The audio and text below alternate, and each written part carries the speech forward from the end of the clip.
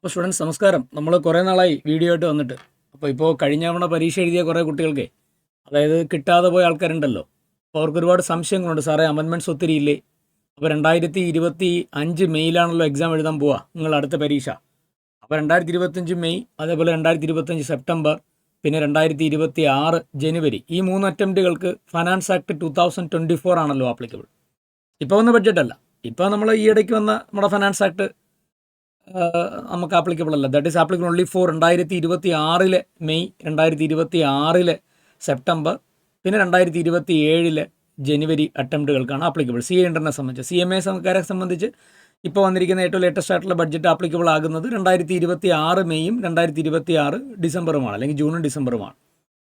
അപ്പം ഓൾറെഡി പഠിച്ച കുട്ടികൾക്ക്, അതായത് പഴയ പ്രൊവിഷൻ വെച്ച് പഠിച്ച ആൾക്കാർക്ക് ഒരുപാട് സംശയം ഉണ്ടാകും. കാരണം അമെൻമെൻറ്റ്സ് ഒത്തിരി വന്നിട്ടുണ്ടല്ലോ. അപ്പോൾ ഇതെന്തൊക്കെ അമെൻമെൻറ്റ്സ് ആണ് ഉള്ളത്, എന്തൊക്കെയാണ് അമെൻമെൻറ്റ്സ് എന്നൊരു ഡൗട്ട് ഉണ്ടാവും. അപ്പോൾ ഞാൻ അതൊന്ന് പറയുകയാണ്. അപ്പോൾ ഈ ഒരു വീഡിയോയിൽ കൂടെ ഉദ്ദേശിക്കുന്നതാണ് അമെൻമെൻറ്റ്സ് ആണ്. ഒത്തിരി കുട്ടികൾ എന്നിട്ട് ചോദിക്കുന്നുണ്ട്. അപ്പോൾ അവർക്ക് വേണ്ടിയുള്ളതാണ് ഈ വീഡിയോ. പുതുതായിട്ട് ഈ പറയുന്ന ഫ്രഷ് ആയിട്ട് ഇൻകം ടാക്സ് പഠിക്കുന്നവരെ സംബന്ധിച്ച് ഇതിനെപ്പറ്റി ആലോചിക്കേണ്ട. കാരണം നിങ്ങൾക്ക് പഴയത് അറിയില്ലല്ലോ. അപ്പോൾ പണ്ട് എന്തായിരുന്നു എന്ന് അറിയാത്തവർക്ക് ഈ പ്രശ്നമില്ല. പുതിയ ഇതാണ്, അതങ്ങ് പഠിച്ചാൽ പോരെ. അപ്പോൾ അല്ലാത്ത നമ്മുടെ എക്സിസ്റ്റിംഗ് സ്റ്റുഡൻസിന് വേണ്ടി ഞാൻ ഈ പറയുന്ന വീഡിയോ ചെയ്യുവാണ്. ഓക്കെ, അപ്പോൾ നമുക്ക് നോക്കാം. ആദ്യത്തെ ചാപ്റ്റർ ഉണ്ടല്ലോ, നമ്മുടെ ബേസിക് ചാപ്റ്റർ. അപ്പോൾ നമ്മൾ പഠിച്ചവർക്കറിയാം, ബേസിക് ചാപ്റ്ററിനകത്ത് റെസിഡൻഷ്യൽ സ്റ്റാറ്റസും സ്കോപ്പ് ഓഫ് ഇൻകം ഒക്കെ ആണല്ലോ. അതിനകത്ത് തന്നെ യാതൊരുവിധ അമെൻമെൻറ്റ്സും ഇല്ല. അതിനകത്ത് അങ്ങനെ അമെൻമെൻറ്റ്സ് ഒന്നുമില്ല. നമ്മുടെ ബേസിക് കണ്ടീഷനിലെ സെയിം ആണ്. Resident 182 days condition, 60 + 3 65 days. പിന്നെ special condition, basic condition, that is 182 + 300 120 + 365. അതിലൊന്നും മാറ്റമില്ല, ആകെ സെയിം ആണ്. Resident, ordinary resident, but not on resident, അവിടെ ഒന്നും മാറ്റങ്ങളൊന്നുമില്ല. അപ്പോൾ ആ ചാപ്റ്റർ വിട്ടേക്ക് അമെൻമെൻറ്റ്സ് ഒന്നുമില്ല. ഇവിടെ രണ്ടാമത്തെ ചാപ്റ്റർ സാലറി ആണല്ലോ, ഹെഡ്സ് തുടങ്ങുമ്പോൾ. അപ്പോൾ സാലറി എന്ന് പറയുന്ന ചാപ്റ്ററിനകത്ത് അമെൻമെൻറ്റ് ഉണ്ട്. ഇപ്പോൾ സാലറി എന്നുള്ള ചാപ്റ്ററിനകത്ത് അമെൻമെൻറ്റ് എന്ന് പറഞ്ഞാൽ ഭയങ്കര ചെറിയൊരു അമെൻമെൻറ്റ് മാത്രമേ സാലറി എന്നുള്ള ചാപ്റ്ററിനകത്തുള്ളൂ. ഇപ്പോൾ സാലറി ചാപ്റ്ററിൽ അമെൻമെൻറ്റ് എന്ന് പറഞ്ഞാൽ നമ്മുടെ സാലറി കഴിഞ്ഞ വർഷം വരെ default tax regime, opt out എന്നുള്ള 2 സ്കീമിൽ സ്റ്റാൻഡേർഡ് ഡിഡക്ഷൻ വ്യത്യാസം ഉണ്ടായിരുന്നല്ലോ. അപ്പോൾ ഇപ്പോൾ അവർ പറഞ്ഞു, പിന്നെ section 115 BAC default tax regime opt ചെയ്യുന്ന ആൾക്കാർക്ക് സാലറി എന്ന് പറയുന്ന ഹെഡിനകത്ത് സ്റ്റാൻഡേർഡ് ഡിഡക്ഷൻ എന്ന് പറയുന്നത് 75,000 രൂപ ക്ലെയിം ചെയ്യാമെന്ന്. അപ്പോൾ ഗവൺമെൻറ് പതിയെ സ്റ്റാൻഡേർഡ് നമ്മുടെ ഡിഫോൾട്ട് ടാക്സ് റെജിമിനെ പിന്നെ പ്രൊമോട്ട് ചെയ്യാനുള്ള ശ്രമമാകുക. കഴിഞ്ഞ പ്രാവശ്യം വരെ ഉള്ള നമ്മൾ ഓപ്റ്റ് ഔട്ട് എന്ന് പറഞ്ഞിട്ട് ഇനി മുതൽ ഡിഫോൾട്ട് ആണല്ലോ. അപ്പോൾ ഡിഫോൾട്ട് ടാക്സ് റെജിമിനെ പ്രൊമോട്ട് ചെയ്യാനുള്ള ശ്രമമാണ്. ഗവൺമെൻറ് പറയുന്നത് ഡിഫോൾട്ട് ടാക്സ് റെജിം നല്ലതാണ്, കൂടുതൽ നിങ്ങൾ അതിലേക്ക് വരുമെന്നാണ്. നല്ലത് തന്നെയാണ്, കാരണം ടാക്സിൻ്റെയൊക്കെ വ്യത്യാസം ഉണ്ടല്ലോ, റേറ്റൊക്കെ അട്രാക്റ്റീവ് അല്ലേ. ഞാനത് പറയുന്നുണ്ട്. ചേഞ്ച് കഴിഞ്ഞ വർഷത്തെക്കാളും ഡിഫോൾട്ട് ടാക്സ് റെജിമിലെ ടാക്സ് വ്യത്യാസമുണ്ട്. അപ്പോൾ ഗവൺമെൻറ് അത് പ്രൊമോട്ട് ചെയ്യുന്നതിൻ്റെ ഭാഗമായിട്ട് പറഞ്ഞു, നിങ്ങൾ default tax regime section 115 BAC opt ചെയ്യുന്ന ഒരു അസസി ആണെന്നുണ്ടെങ്കിൽ, അല്ലെങ്കിൽ ഡിഫോൾട്ട് ടാക്സ് റെജിമിൽ നിൽക്കുന്ന ആളാണെങ്കിൽ നിങ്ങൾക്ക് സ്റ്റാൻഡേർഡ് ഡിഡക്ഷൻ 75,000 രൂപ തരാമെന്ന്. അപ്പോൾ ഓപ്റ്റ് ഔട്ടുകാർക്ക് 50,000, പഴയ സ്റ്റാൻഡേർഡ് ഡിഡക്ഷൻ 50,000 ഉള്ളൂ. എന്നാൽ ഡിഫോൾട്ട് ടാക്സ് റെജിമുകാർക്ക് 75,000 രൂപ സ്റ്റാൻഡേർഡ് ഡിഡക്ഷൻ ക്ലെയിം ചെയ്യാം സാലറിക്കകത്ത്. അതൊരു അമെൻമെൻ്റ് ആണ്. 2024 ഫൈനാൻസ് ആക്ടിൽ ഈ ഡിഫോൾട്ട് ടാക്സ് റെജിം കൂടുതൽ അട്രാക്റ്റീവ് ആക്കുന്നതിൻ്റെ ഭാഗമായി ഗവൺമെൻറ് ചെയ്തൊരു അമെൻമെൻ്റ് ആണ്. സ്റ്റാൻഡേർഡ് ഡിഡക്ഷൻ 75,000 റുപ്പീസ് ക്ലെയിം ചെയ്യാം. ഓക്കെ, അപ്പോൾ അതിനകത്ത് അതല്ലാതെ മറ്റ് അമെൻമെൻറ്റുകളൊന്നും തന്നെ സാലറി എന്ന് പറയുന്ന ഹെഡിനകത്ത് ഇല്ല. ഓക്കെ, സാലറി ഹെഡ് ബാക്കിയെല്ലാം സെയിം തന്നെ. നമ്മുടെ retirement benefit, leave engagement, gratuity, pension, അതൊക്കെ സെയിം തന്നെയാണ്. അതിനകത്തൊന്നും മാറ്റങ്ങളൊന്നുമില്ല. പിന്നെ നമ്മുടെ അത് കഴിഞ്ഞ അലവൻസിൻ്റെ പാർട്ടിലും പ്രത്യേകിച്ച് അമെൻമെൻറ്റുകളൊന്നും തന്നെ വന്നിട്ടില്ല. അമെൻമെൻറ്റ്സ് എല്ലാം നേരത്തെ പഠിച്ച പോലത്തെ നമ്മുടെ പഴയ പ്രൊവിഷൻ തന്നെയാണ്. HRAയിലും മാറ്റങ്ങളൊന്നുമില്ല. RPF, interest credit to RPF, പിന്നെ നമ്മുടെ ഡിഡക്ഷൻ മാത്രം, സ്റ്റാൻഡേർഡ് ഡിഡക്ഷൻ ഞാൻ പറഞ്ഞ് 75,000 ഓർത്തിരിക്കുക. ഓക്കെ, പെർക്വിസിറ്റ്സിലും മറ്റ് അമെൻമെൻറ്റുകളൊന്നും തന്നെ ഇല്ല. അപ്പോൾ ഇനി നമുക്ക് നേരെ പോകേണ്ടത് എന്താ? ഇനി നമ്മൾ നേരെ പോകേണ്ടത് തൊട്ടടുത്ത ചാപ്റ്റർ എന്ന് പറയുമ്പോൾ സാലറി കഴിഞ്ഞ അടുത്ത ചാപ്റ്റർ ഏതാ? House property. ഹൗസ് പ്രോപ്പർട്ടിക്കകത്ത് അമെൻമെൻറ്റ് എന്തെങ്കിലും ഉണ്ടോ? ഇല്ല, ഹൗസ് പ്രോപ്പർട്ടിക്കകത്ത് അമെൻമെൻറ്റ്സ് ഒന്നുമില്ല. ഹൗസ് പ്രോപ്പർട്ടി ഡിഫോൾട്ട് ടാക്സ് റെജിമും ഓപ്റ്റ് ഔട്ടുകാർക്കും കഴിഞ്ഞ വർഷം എങ്ങനെയായിരുന്നു അതുപോലെ തന്നെയാണ്. പ്രത്യേകിച്ച് അതിനകത്ത് അമെൻമെൻറ്റ് ഒന്നുമില്ല. പിന്നെ ആകെ ശ്രദ്ധിക്കേണ്ട, നമ്മുടെ ഈ ഹാൻഡ് റിട്ടൺ ബുക്കിനകത്ത് എഴുതിക്കുന്നതിനകത്ത് ചെറിയൊരു കറക്ഷൻ ഉണ്ട്. അതായത് അവിടെ ഈ ഹൗസ് പ്രോപ്പർട്ടി എന്ന് പറയുന്ന ചാപ്റ്ററിൻ്റെ താഴെ ഈ സെറ്റ് ഓഫ് വരുന്ന സമയത്ത്, അതായത് ഡിഫോൾട്ട് ടാക്സ് റെജിമിലുള്ളവർക്ക് ഹൗസ് പ്രോപ്പർട്ടിയുടെ ലോസ് സെറ്റ് ഓഫ് ചെയ്യുന്ന പ്രൊവിഷൻ ഉണ്ടല്ലോ, അത് പ്രൊഹിബിറ്റഡ് ആണ്. നമുക്കറിയാമല്ലോ, ഡിഫോൾട്ട് ടാക്സ് റെജിം ഓപ്റ്റ് ചെയ്യുന്ന ആൾക്കാർക്ക്, 115 BACയിൽ നിൽക്കുന്ന ആൾക്കാർക്ക് ഹൗസ് പ്രോപ്പർട്ടിക്കകത്തുള്ള ലോസ് സെൽഫ് ഓക്കുപ്പൈഡ് അനുവദിക്കത്തേയില്ല.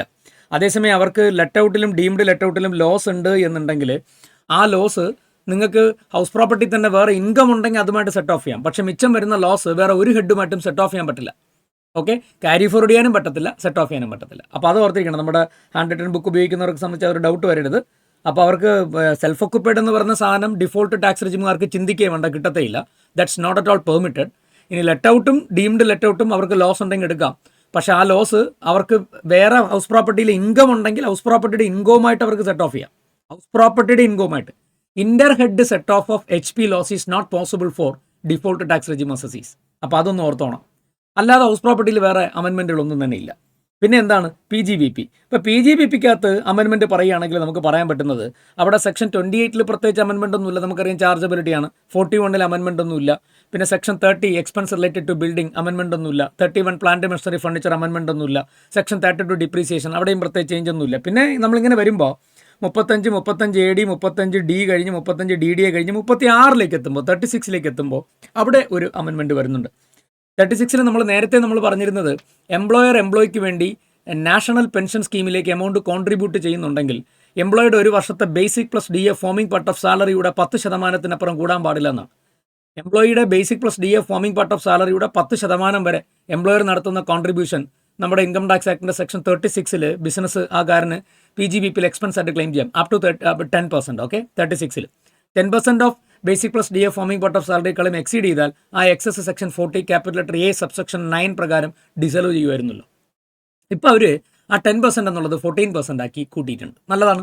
അപ്പം ഇനി മുതൽ ഡിസലവൻസ് എംപ്ലോയിക്ക് വേണ്ടി നാഷണൽ പെൻഷൻ സ്കീമിലേക്ക് ഇടുന്ന കോൺട്രിബ്യൂഷൻ ഒരു വർഷത്തെ എംപ്ലോയിയുടെ basic plus DA forming part of സാലറിയുടെ 14%-ക്കാളും മുകളിൽ പോകുന്നുണ്ടെങ്കിൽ മാത്രം ഡിസലോ ചെയ്താൽ മതി. ഇതിന് കറസ്പോണ്ടിങ് ആയിട്ട് അപ്പുറത്ത് ചാപ്റ്റർ 6 30 CCD സബ്സെക്ഷൻ 2 എംപ്ലോയറുടെ കോൺട്രിബ്യൂഷനകത്തും ഈ പറഞ്ഞ ഒരു അമെൻമെൻറ്റ് കൊണ്ടുവന്നിട്ടുണ്ട് അവർ.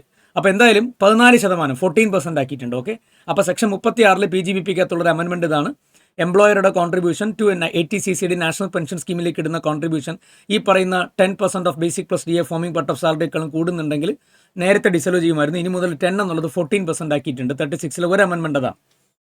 മറ്റൊരു പ്രധാനപ്പെട്ട അമെൻമെൻറ്റ് നമുക്ക് പറയാൻ പറ്റുന്ന സെക്ഷൻ 37 എക്സ്പ്ലനേഷൻ 1 എക്സ്പ്ലനേഷൻ 2 എക്സ്പ്ലനേഷൻ 3 ഉണ്ടല്ലോ. എന്താണ് സെക്ഷൻ 37? ഇനി ജനറൽ റിഡക്ഷനാണ്. അതിൽ എക്സ്പ്ലനേഷൻ 1ലും 3ലുമായിട്ട് എന്താ പറയുന്നത്? ബേസിക്കലി അവിടെ പറയുന്നത് ഒരു expenditure illegal in nature, public offence, prohibited by law ആണെങ്കിൽ അത് അലോ ചെയ്യില്ലെന്നാണ്. അവിടെ അവരൊരു അമെൻമെൻറ്റ് കൊണ്ടുവന്നിട്ടുണ്ട്. എന്നാന്ന് ചോദിച്ചാൽ ഈ ബോംബെയിലെ ഹൈക്കോടതിയിലുണ്ടായ ഒരു കേസിൻ്റെ ഭാഗവുമായിട്ട് ബന്ധപ്പെട്ട് കോടതിയുടെ നിരീക്ഷണത്തിന് കാരണമാണ് ഈ ഒരു ഡിസിഷൻ അല്ലെങ്കിൽ ഈ ഒരു അമെൻമെൻറ്റ് ഉണ്ടാവാൻ കാരണം. അതായത് ഇല്ലീഗലായിട്ടുള്ള ഒരു കസ്റ്റമർക്കെതിരെ ഒരു ബിസിനസ്സുകാരൻ എന്തെങ്കിലും ഇല്ലീഗൽ ആക്ടിവിറ്റി ചെയ്തു. അപ്പോൾ അതിനെതിരെ കസ്റ്റമർ ഉണ്ടെന്ന് ബിസിനസ്സുകാരനെതിരെ കേസ് കൊടുത്തു. അപ്പോൾ ഈ കേസ് മുന്നോട്ട് പോയി കഴിഞ്ഞാൽ ഈ കേസ് ശിക്ഷിക്കപ്പെടും. ശിക്ഷ വന്നു കഴിഞ്ഞാൽ ഉറപ്പായിട്ട് ബിസിനസ്സുകാർക്ക് ഹ്യൂജ് എമൗണ്ട് നഷ്ടം വരും. ഇതവർ മുന്നിൽ കണ്ടിട്ട് ആ കേസ് കൊടുത്ത കസ്റ്റമറെ വിളിച്ചിട്ട് പറയുകയാണ്, നിങ്ങൾ കേസ് കൊടുക്കരുത്, നിങ്ങൾ ഈ കൊടുത്ത കേസ് നിങ്ങൾ പിൻവലിക്കണം. നിങ്ങൾ പിൻവലിക്കാനാണെങ്കിൽ നമുക്കൊരു സെറ്റിൽമെൻറ്റിന് നമ്മൾ തയ്യാറാണ്, നമുക്കൊരു ഔട്ട് ഓഫ് കോർട്ട് സെറ്റിൽമെൻറ്റ് നടത്താം എന്ന് പറഞ്ഞ് ഈ ബിസിനസ്സുകാർക്കെതിരെ ഒരു നിയമത്തിൻ്റെ വയലേഷൻ നടത്തിയതാണ് അവർ. അപ്പോൾ വയലേഷനാണത്, ലീഗൽ വയലേഷനാണ്. അപ്പോൾ വയലേഷൻ ഓഫ് ലോ അല്ലെങ്കിൽ കോൺട്രവെൻഷൻ ഓഫ് ലോ ആണ്. അപ്പോൾ അത് സെറ്റിൽ ചെയ്യാൻ വേണ്ടി പുറത്ത് ഔട്ട് ഓഫ് കോർട്ട് സെറ്റിൽമെൻറ്റ് നടത്തിയിട്ട് അതിനൊരു പേയ്മെൻറ്റ് കൊടുത്താൽ ആ ഔട്ട് ഓഫ് കോർട്ട് സെറ്റിൽമെൻറ്റിന് കൊടുത്ത പേയ്മെൻറ്റ് അത് ബിസിനസ്സിനകത്ത് എക്സ്പെൻസ് ആയിട്ട് അലോ ചെയ്യില്ല. നമുക്കറിയാം an expenditure which is illegal in nature, public offense, prohibited by law അല്ലെങ്കിൽ contravention of any law not at all allowed. That is very clear under section 37 explanation 1. I'll read with explanation 3. But here one more clarification they made. Okay, so if we are making any settlement of a case, അപ്പോൾ ആ settlement of case എന്ന് പറയുമ്പോൾ ആ കേസുമായി ബന്ധപ്പെട്ട എന്തെങ്കിലും legal expense ഉണ്ടായാലും പിന്നെ ആ കേസ് പിൻവലിക്കാൻ വേണ്ടി അവർക്ക് എന്തെങ്കിലും കാശ് കൊടുത്താലും അങ്ങനെ കൊടുക്കുന്ന ആ എക്സ്പെൻഡിച്ചർ ഒരിക്കലും PGBPക്കകത്ത് എക്സ്പെൻസ് ആയിട്ട് അലോ ചെയ്യില്ല. എക്സ്പ്ലനേഷൻ 3കകത്ത് അങ്ങനെ ഒരു പോയിന്റും കൂടെ അവർ കൊണ്ടുവന്നിട്ടുണ്ട്. അപ്പോൾ അതൊരു അമെൻമെൻ്റാണ് ഈ 37 എക്സ്പ്ലനേഷൻ 3കകത്ത്. മറ്റ് ഒരു അമെൻമെൻ്റ് എന്ന് പറഞ്ഞാൽ പിന്നെ നമുക്ക് സെക്ഷൻ 40A1 പിന്നെ 40A1 അവിടെയൊന്നും പിന്നെ അമെൻമെൻറ്റ് വരുന്നില്ല. 40A2 അമെൻമെൻ്റ് ഒന്നുമില്ല. 40A3 40A4 45 small letter 40 small letter എയിൽ വരുന്ന ഡിസലവൻസിനകത്തൊന്നും അമെൻമെൻറ്റുകളൊന്നും തന്നെ ഇല്ല. പിന്നെ വരുന്നത് 40 ക്യാപിറ്റൽ ലെറ്റർ A2 അമെൻമെൻ്റ് ഒന്നുമില്ല. A3 as usual all earlier limit തന്നെയാണ്. Single day expenditure to a single person exceeding 10,000 that should be paid only by way of account pay cheque or account pay draft or other prescribed electronic mode like debit card, credit card, NEFT, RTGS, IMPS. So all those provisions are same, no change. But when it is come to section 40A9, remember ഇപ്പം നമ്മൾ പഠിച്ച 36ന്റെ corresponding അവിടെ 40A9 വരും. അപ്പോൾ എംപ്ലോയിക്ക് വേണ്ടി പിന്നെ നമ്മുടെ national pension scheme 80 CCDയിലേക്ക് അല്ലെങ്കിൽ അടൽ പെൻഷൻ യോജനയിലേക്ക് കോൺട്രിബ്യൂട്ട് ചെയ്യുന്നുണ്ടെങ്കിൽ എംപ്ലോയിയുടെ ഒരു വർഷത്തെ basic plus DA forming part of സാലറിയുടെ 14% എക്സീഡ് ചെയ്യുന്നുണ്ടെങ്കിൽ മാത്രം 40A9 എക്സസ് ഡിസലോ ചെയ്താൽ മതി. ഓക്കെ, നേരത്തെ 10 എന്നുള്ളത് ഇപ്പോൾ 14% ആക്കിയിട്ടുണ്ട്. അപ്പോൾ അതൊരു അമെൻമെൻറ്റ് കറസ്പോണ്ടിങ് 40A9 നമുക്ക് പറയാം. 43Bയിൽ പ്രത്യേകിച്ച് അമെൻമെൻറ്റ് ഒന്നും തന്നെ ഇല്ല. നേരത്തെ ഉള്ളതുപോലെ തന്നെ അതേ ആ 6 എക്സ്പെൻഡിച്ചറുകൾ തന്നെ അവിടുത്തെ കവറേജ്. പിന്നെ 7ാമത് മൈക്രോ ആൻഡ് സ്മോൾ എൻ്റർപ്രൈസിന് കൊടുക്കുന്ന പേയ്മെൻറ്റ് ഡിസൈൻസ് അതൊക്കെ as usual same. There is no more changes അല്ലെങ്കിൽ എക്സ്ട്രാ അഡീഷൻസും കാര്യങ്ങളൊന്നും തന്നെ ഇല്ല. Section 43A foreign exchange fluctuation അവിടെ അമെൻമെൻ്റ് ഒന്നുമില്ല. 43CA ദറ്റ് ഈസ് ഡീംഡ് നമ്മുടെ സ്റ്റാമ്പ് വാല്യൂവിന് എടുത്തിട്ട് നമ്മൾ ഡീംഡ് വാല്യൂ ആയിട്ട് ചെയ്യുന്നത് 110% ആക്ച്വൽ സെയിൽ പ്രൈസിൻ്റെ 110%-ക്കാളും മുകളിലാണ് സ്റ്റാമ്പ് വാല്യൂ എങ്കിൽ സ്റ്റാമ്പ് വാല്യൂ ഡീമായിട്ട് എടുക്കുന്ന പ്രൊവിഷൻ. അതിലൊന്നും മാറ്റങ്ങളൊന്നുമില്ല. 44AA മെയിൻ്റനൻസ് ഓഫ് ബുക്സിൽ മാറ്റങ്ങളൊന്നുമില്ല. 44AB ടാക്സ് ഓഡിറ്റിൻ്റെ ലിമിറ്റുകളിൽ മാറ്റങ്ങളൊന്നുമില്ല. നേരത്തെ പോലെ സെയിം തന്നെയാണ്. 1 crore. ഇനി നമ്മുടെ 44AD പ്രിസംഡിയിൽ നിൽക്കുന്ന ആൾക്കാരാണെങ്കിൽ 2 crore 3 crore. അല്ല, അത് നമ്മുടെ ക്യാഷ് പേയ്മെൻറ്റും അതുപോലെ റെസീറ്റും 95% ത്രൂ ബാങ്കാണ്. 5% താഴെയാണ് ക്യാഷ് പേയ്മെൻറ്റും cash receipts out of the total receipts എങ്കിൽ, അല്ലെങ്കിൽ ടോട്ടൽ പേയ്മെൻ്റ് എങ്കിൽ, ദെൻ 10 crore ലിമിറ്റ്. അപ്പോൾ അവിടെ നിന്ന് മാറ്റങ്ങളൊന്നുമില്ല. ദെൻ 44ADയിലേക്ക് വരുമ്പോൾ ADയിലും പ്രിസംപ്റ്റീവ് ടാക്സേഷനകത്തും നമ്മുടെ ഫൈനാൻസ് ആക്ടിനകത്ത് പ്രത്യേകിച്ച് അമെൻമെൻറ്റുകളൊന്നും തന്നെ ഇല്ല. 44ADക്കകത്തില്ല. അവിടെ നമ്മുടെ നേരത്തെ ഉള്ളവർ തന്നെ അത് 2 കോടി എന്നുള്ളത് 3 കോടി വരെ ആവാം.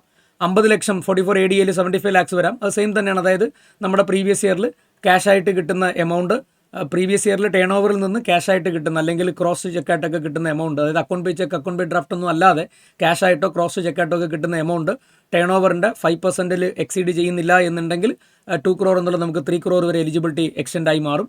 അതുപോലെ 50 lakhs എന്നുള്ള ഗ്രോസ് റെസിപ്റ്റ് 75 lakhs വരെ മാറാം. അവിടെയും സെയിം കണ്ടീഷൻ തന്നെയാണ്. അപ്പോൾ അതൊക്കെ സെയിം, അവിടെ നിന്ന് മാറ്റങ്ങളൊന്നുമില്ല. പിന്നെ സെക്ഷൻ 44Aയിലും പ്രത്യേകിച്ച് മാറ്റങ്ങളൊന്നുമില്ല. Heavy goods vehicle ₹1,000 per ton per vehicle per month or part of the month, and other than heavy 7,500, no more change. Another major change is happened in section 40B. Section 40B എന്താണ്? Partnership ഫേമിൻ്റെ provision ഇല്ലേ?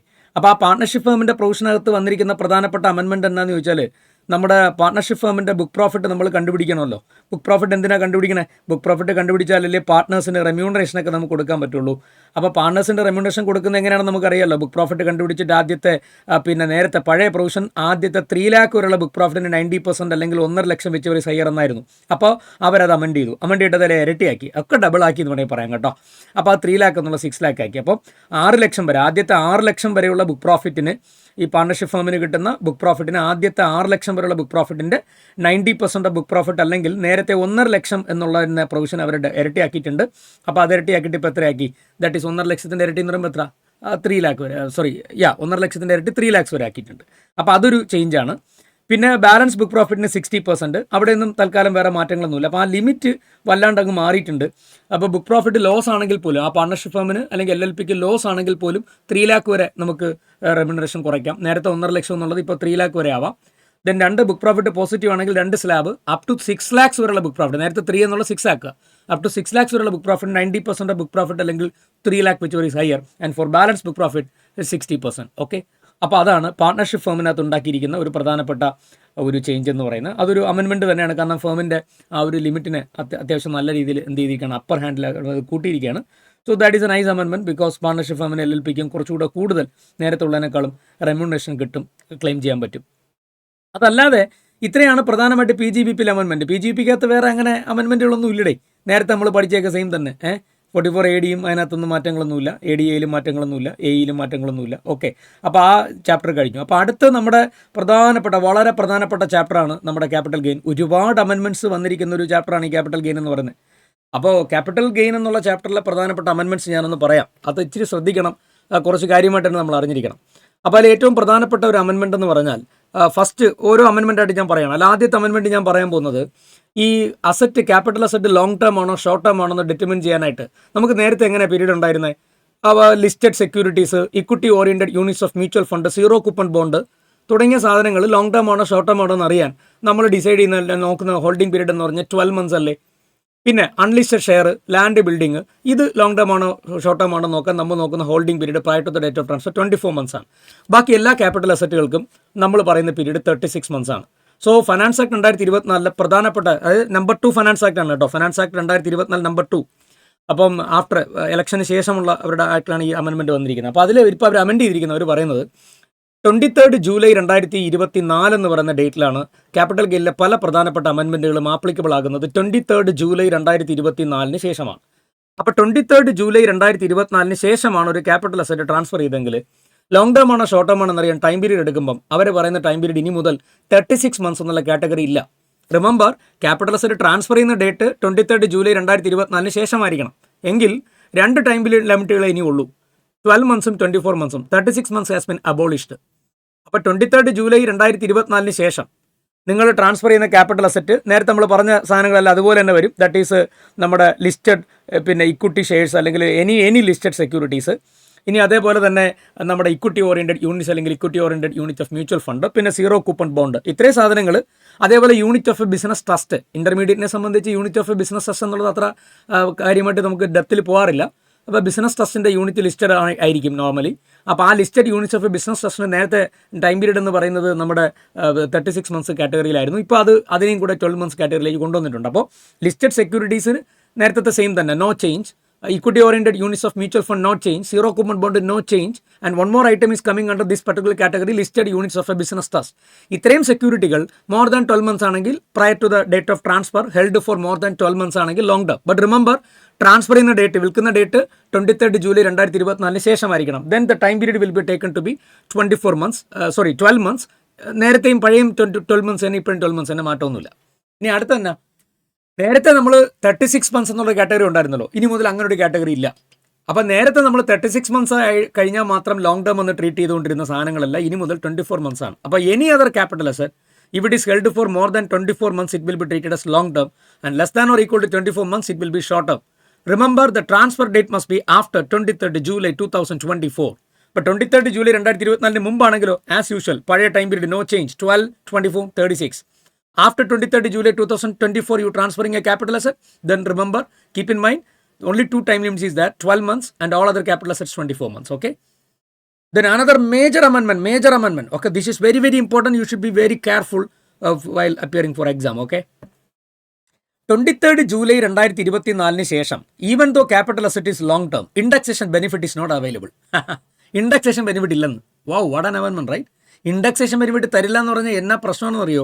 നമുക്കറിയാം എന്ത് വലിയ എമൗണ്ടാണ് മാറുന്ന capital ഗെയിനകത്ത്. Indexation ചെയ്ത് കഴിയുമ്പോൾ cost അത്രയും കൂടി കഴിയുമ്പോഴേ നമ്മുടെ ക്യാപിറ്റൽ ഗെയിൻ എത്രയും കുറയില്ലേ. അപ്പോൾ അവർ പറഞ്ഞത് വേണ്ട, ഇനി മുതൽ ഇൻഡെക്സേഷൻ ഇല്ല.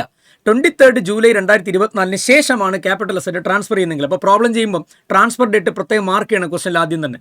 23rd July 2024 ശേഷം ട്രാൻസ്ഫർ ചെയ്യുന്ന ക്യാപിറ്റൽ അസറ്റുകൾക്ക് even though it is long term, indexation benefit is not available. ഒരു ക്യാപിറ്റൽ അസറ്റ് ഇൻഡെക്സേഷൻ തരൂല എന്നാണ് അവർ പറയുന്നത്. അപ്പോൾ ഇങ്ങനൊരു പ്രൊവിഷൻ കൊണ്ടുവന്നപ്പോൾ ഭയങ്കരമായിട്ട് പ്രശ്നം ഉണ്ടായി, ഒത്തിരി പ്രതിഷേധം ഉണ്ടായി. പാർലമെൻറ്റിലും അല്ലാതെ ഒരുപാട് ആൾക്കാർ ക്രിട്ടിസൈസ് ചെയ്തു. കാരണം ഒരു സാധാരണക്കാരനെ സംബന്ധിച്ച് അവൻ വിൽക്കുന്ന ഏറ്റവും പ്രധാനപ്പെട്ട ഒരു അസറ്റാണ് അവൻ്റെ ലാൻഡും അവൻ്റെ ബിൽഡിങ്ങും. അപ്പോൾ അത് വിൽക്കുമ്പോൾ ഇൻഡെക്സേഷൻ ഇല്ല എന്നൊക്കെ പറഞ്ഞാൽ അച്ഛൻ്റെ കാലത്തോ അപ്പൻ്റെ കാലത്തൊക്കെ പണ്ട് കിട്ടിയ ലാൻഡും ബിൽഡിംഗ് ഒക്കെ ആയിരിക്കും. അതിൻ്റെ കോസ്റ്റ് പണ്ടത്തെയാണ്. അത് ഇൻഡെക്സേഷൻ പോലും ഇല്ല എന്ന് പറഞ്ഞാൽ അതിൻ്റെ തുച്ഛമായ കോസ്റ്റ് എടുത്ത് ഇപ്പോൾ വിൽക്കുന്ന വിലയുമായിട്ട് കമ്പയർ ചെയ്താൽ ഹ്യൂജ് എമൗണ്ട് ക്യാപിറ്റൽ ഗെയിൻ വരും. അവൻ ടാക്സ് അടച്ച് പണ്ടാരടങ്ങും.